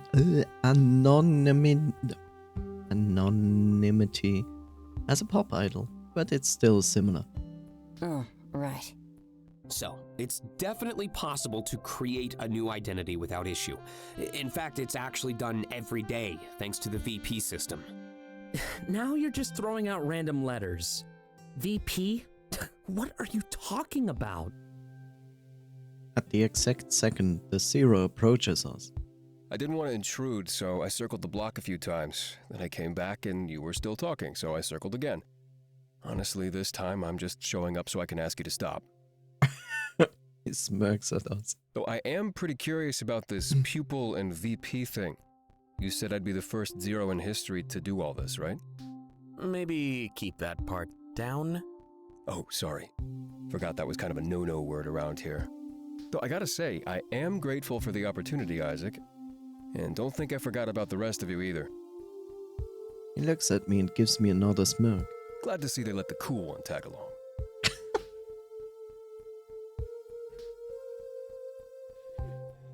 He's disregarding everybody except me. Isaac scoffs. Hey, I'm totally cool! Especially after what I did for you! Alright, prove it then. Tell me about this pupil and VP stuff. Isaac looks around and it seems like more people are outside now. Maybe we should take this somewhere more private? Yeah, good idea. I don't think we should bring him home, though. We should wait until we're really feeling safe. Don't worry, I have an idea. Oh yeah? My talent agency has a branch in almost every major city. There's lots of air travel, especially when an idol's on tour. There should be a small airfield nearby we can make use of.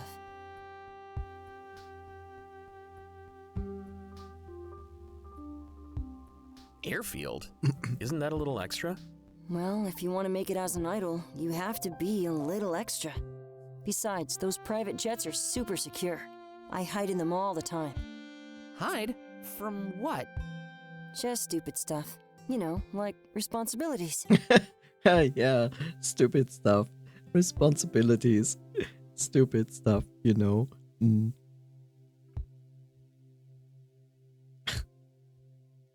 Ah yes, adult responsibilities. Horrible. And you keep becoming more and more relatable. I'm down, though. Hanging in a private jet sounds pretty awesome. I like the sound of that, actually. And Clace's entry scan won't tip anybody off either. Especially if he hides in those things as often as he says. And you'll tell me more about all this technical stuff? Yeah, in style, too.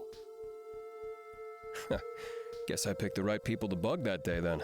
Whatever you say goes, Isaac. I'm totally in your debt.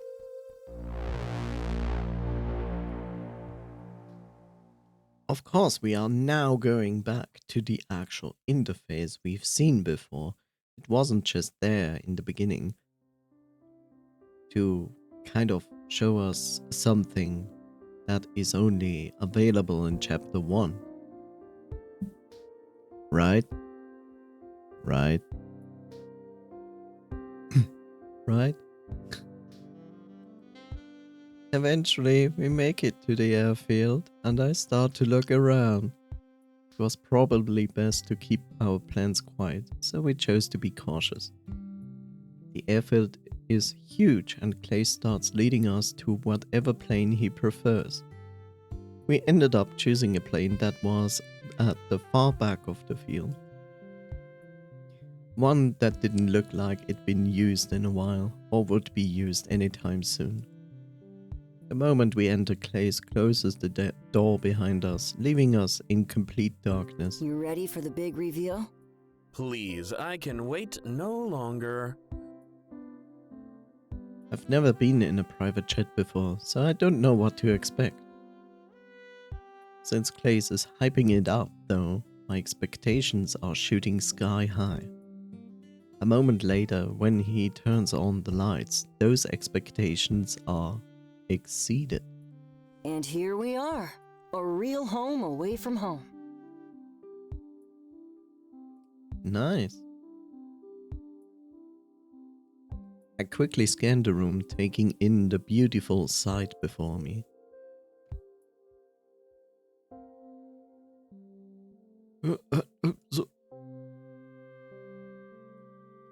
There.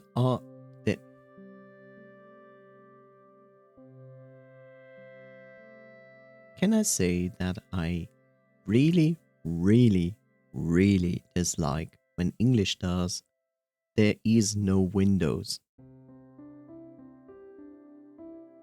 When English uses something that indicates a singular and then puts a plural and goes like, yeah, this is fine. And it does it only in specific cases, but it makes no sense. Just one big screen set to a scene of the sky. Without even lifting off, it already feels like we are soaring the heavens. Whoa. Incredible. What do you think, Taylor? A moment passes, no response. Taylor? Look over in Taylor's direction and he's covering his face with his paws. Upon hearing us call his name, he spreads his fingers and looks out at us. As he realizes the lights are on, he uncovers his face and remains silent. So much for thriving in the dark. Meanie. Oh, I didn't realize you were afraid of... It's because I'm not. Oh, I see. Before this can go any further, Zero steps forward. Though I have to say, it's a bit peculiar that Taylor is afraid of the dark. Damn, you weren't lying when you said this guy's famous. And rich enough to call a jet his home away from home, too? Maybe you can just pay off Argus if we ever get in trouble. Bribe the authorities? Yeah, that would go over so well. Probably not, and that's not why I call this place a home away from home either. The real reason is, well, I guess it's kind of complicated. I'll take your word for it. Or we could be real friends and let him explain. This place clearly means a lot to him, right? Clay looks both excited and happy as Taylor defends him. Without wasting another moment, he jumps right into the explanation. Well, you know how your home makes you feel, right? Safe, secure, and happy? It's familiar, so it has a lot of meaning. Yeah, I feel that. Coming home after a long day at work, couldn't think of a better feeling if I tried. Well, I'm always traveling, so I don't really have a place like that. These jets all share the same internal design, so it's the closest thing I had. No matter where I was in the world, I could always come to a place like this. And for some reason, that gave me comfort. We all look at one another before Dante jumps in with some trademark snark. Depressing, but it makes sense. Yeah, that basically sums up the life of an idol. But during my visit, I hope Isaac's home can feel special too. Never really had the chance to live in a normal house. And Zero, that is why we let our friends speak. Look at all that info you were just about to shut down. Sorry, the cold shoulder kind of became my go-to. In the city, it's best not to risk exposing my identity. Though I guess now that won't be an issue. He tilts his head toward Isaac. You want to get this show on the road? Upon seeing the chat and hearing Clay's story, I guess we got a little bit derailed.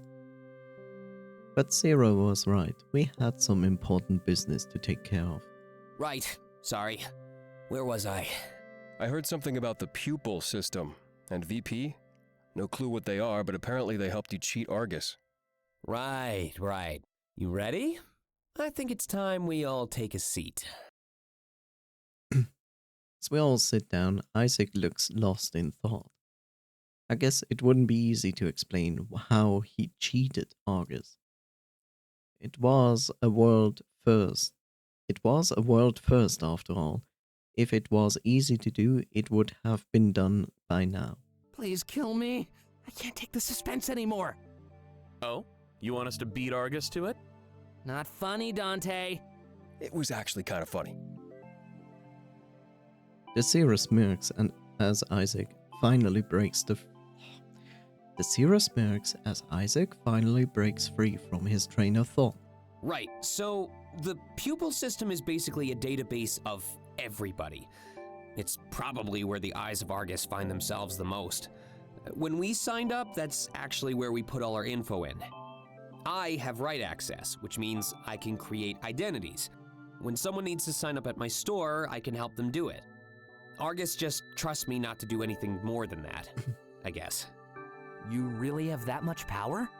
I've worked for them ever since I was old enough to work. If there's anybody they trust with this clearance, it's me. There is a bit more to it, however. Like Clay said, he has a second account, a fake name and a fake identity in the name of his security. There's already a precedent for this sort of thing. I just had to look into it. Fake accounts and identities are mostly made for two groups of people.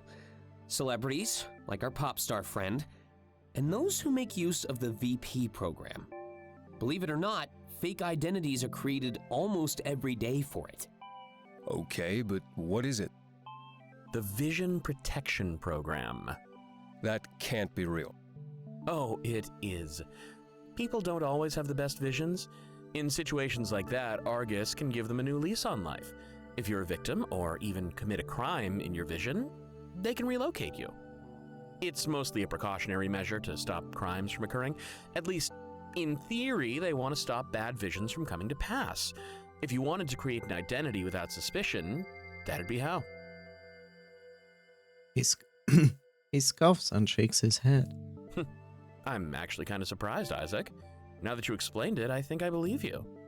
Yeah, it was pretty simple at the end of the day. At least for somebody in my position. Don't get cocky now. Yeah, I only beat the system that governs our lives. Totally not a big deal, all things considered. You need to work on your sarcasm, Isaac. Well, I'm learning from the best. We laugh and the tension in the room seems to disappear. I can understand Isaac's explanation, at least a little bit. That's a lot of pieces falling into place all at once. Clay's second account, the VP program, the pupil system, and Isaac's rank. Even those sales he lost at work, they all combined to let him pull this off. It really feels like a culmination of everything I've experienced thus far. So basically you walked a digital tightrope, and now it's up to me to follow your footsteps? A bit of a bad metaphor, if you ask me. I walked that rope, but turned it into a road for you. All the risky business is already taken care of, I promise. If you say so. I do. So let me get this straight. Cypher taught you how to put fake identities on phones, and your position at Argus lets you verify those fake identities. More or less. And you set it up like you were in the VP program, so it's technically the same as Clace's burner account? Well, I didn't want to snoop on him in the pupil system, but from what I gathered while studying, they're essentially the same. And how many times has Clace gotten in trouble for using that account? Honestly, never. Exactly. Things are gonna be fine. As far as Argus is concerned, all of us are the same now. So what do you say? Ready for your new life, Zero? Yeah, I think I am. Isaac smiles and takes out that phone once again. He places it down in front of Zero, who quickly picks it up. I can tell he's confused, but he also looks incredibly happy. Welcome to the system, Chiron. Chiron? Is that my name? Yep, picked it out myself. What do you think?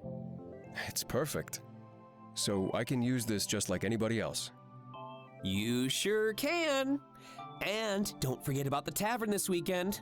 From now on, you'll never drink booze off the streets again. That was not my proudest moment. What about this one? It's definitely up there. I don't know how to repay you, Isaac. Maybe less of that cold shoulder? I'll work on it for sure. He smiles, probably the first genuine one I've seen from him. I take the city life for granted, and this made me realize it. What was normal for me was life-changing for Chiron. Wait, he's gonna come to the tavern with us? Is that really a good idea? I'll go scope it out, but I don't see why not. Want to meet back here in a few days and talk it through? Sure, sounds good to me. Oh, is this gonna be our new HQ? I won't be leaving anytime soon, but that's just because I don't have anywhere else to go. Make yourself at home. The couches probably beat the street. And yeah, we can meet again here when we need the talk. Like I said, these things are really safe and secure. So, like Taylor said then, new HQ? Yeah, new HQ. He smiles, and for some reason everything feels weird. It's like we were at a turning point in our own history and the history of society.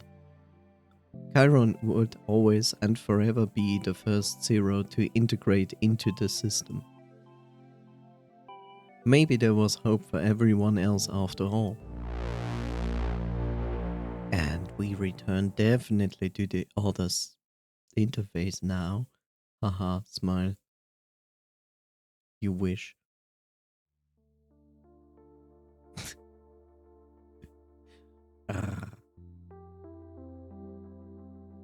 I sit in the chair with my face in my paws.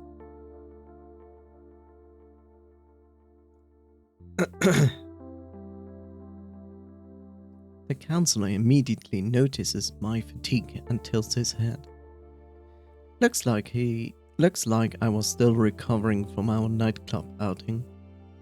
Well, it's not like a bunch of other stuff didn't happen, but yeah. I guess everything was just starting to take its toll on me. Moving is a big deal. Now there's all this extra stuff. Of course, I had to keep a lot of it secret from my counselor. The one person who is supposed to help me organize my head. Ironic. He waits for me to speak, but I don't. Eventually he decides to get things started. Things must have been rather hectic. It's not like you to be late, Delta.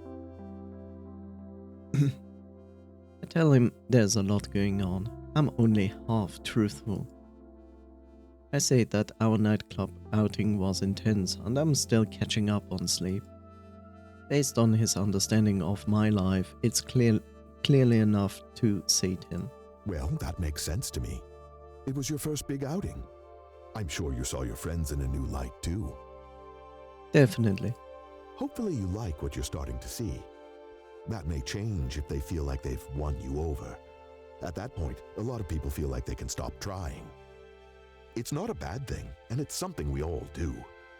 Enjoy this as a honeymoon phase, though, not the standard. You may start to notice their courtesies and time slowly fade away. But on the bright side, at least you won't be tired like this all the time. I'm assuming it was a one-of-a-kind welcoming celebration? If not, I may be kind of concerned for your friends.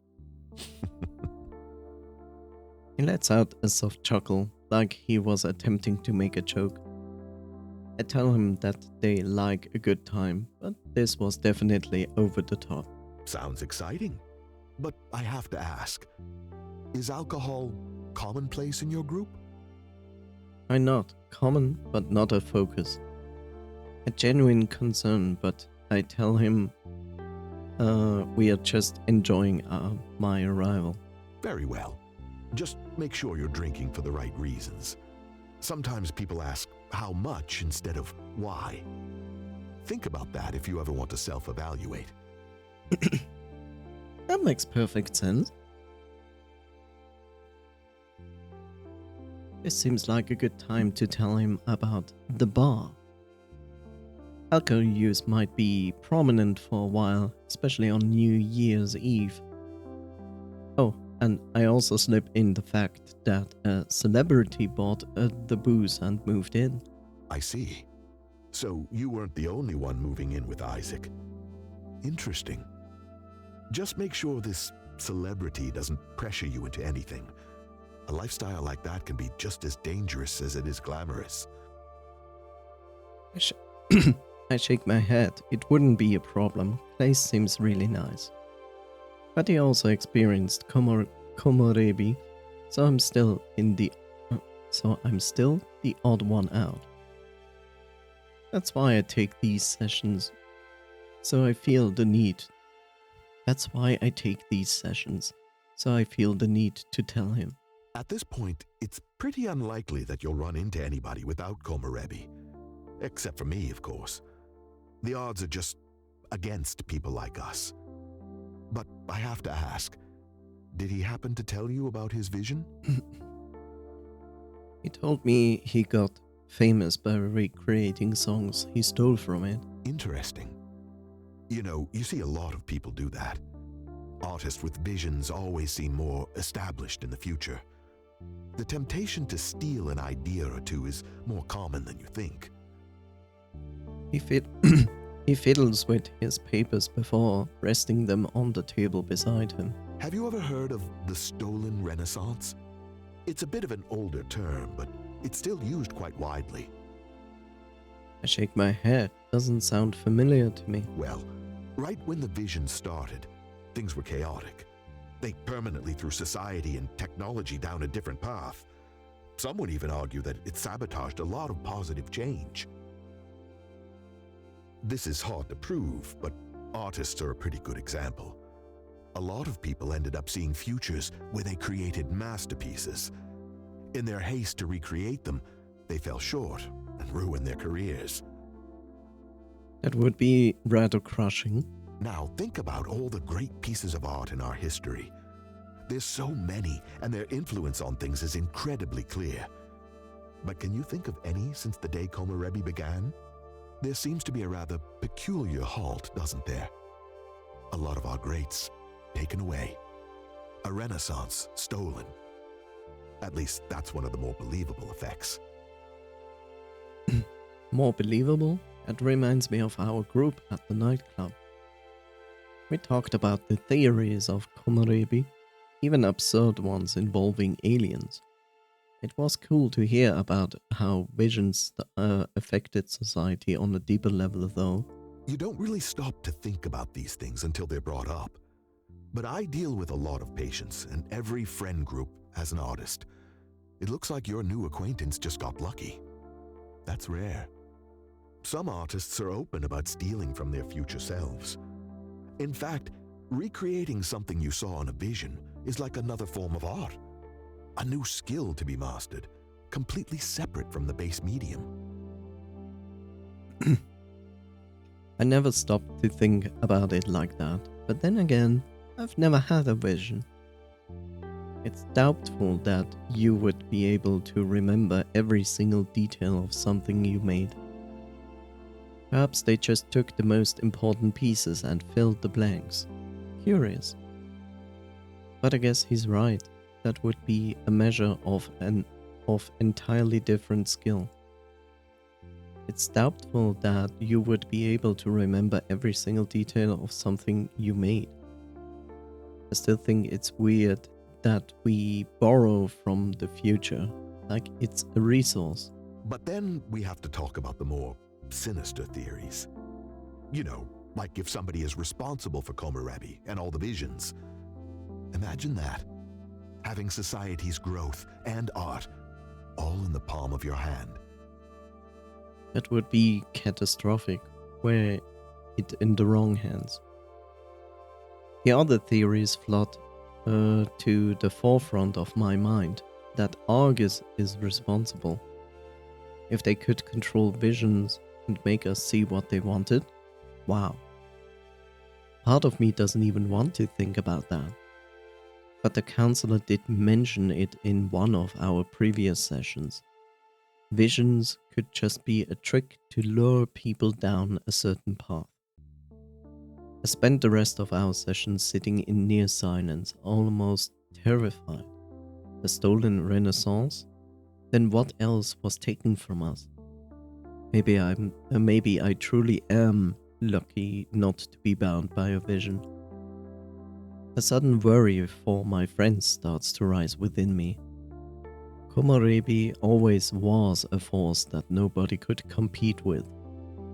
But if it also happened to be created and could be managed, well, then whoever was in charge would literally rule the world. So it's Switzerland again, I see. And if it were Argus, then we may already be on their bad side.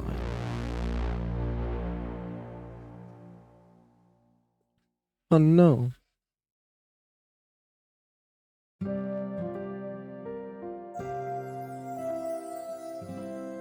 Part 2, first in all of history. Oh look, the interface I was looking for, that was never given to me. Welcome to the second of 4 fragment maps. At least you're spoiling me and telling me like, oh yeah, this game has 4 chapters. This will act the same as the first one, so no further guidance will be offered. Remember to read Delta's diary entries between pivotal fragments, and enjoy your journey.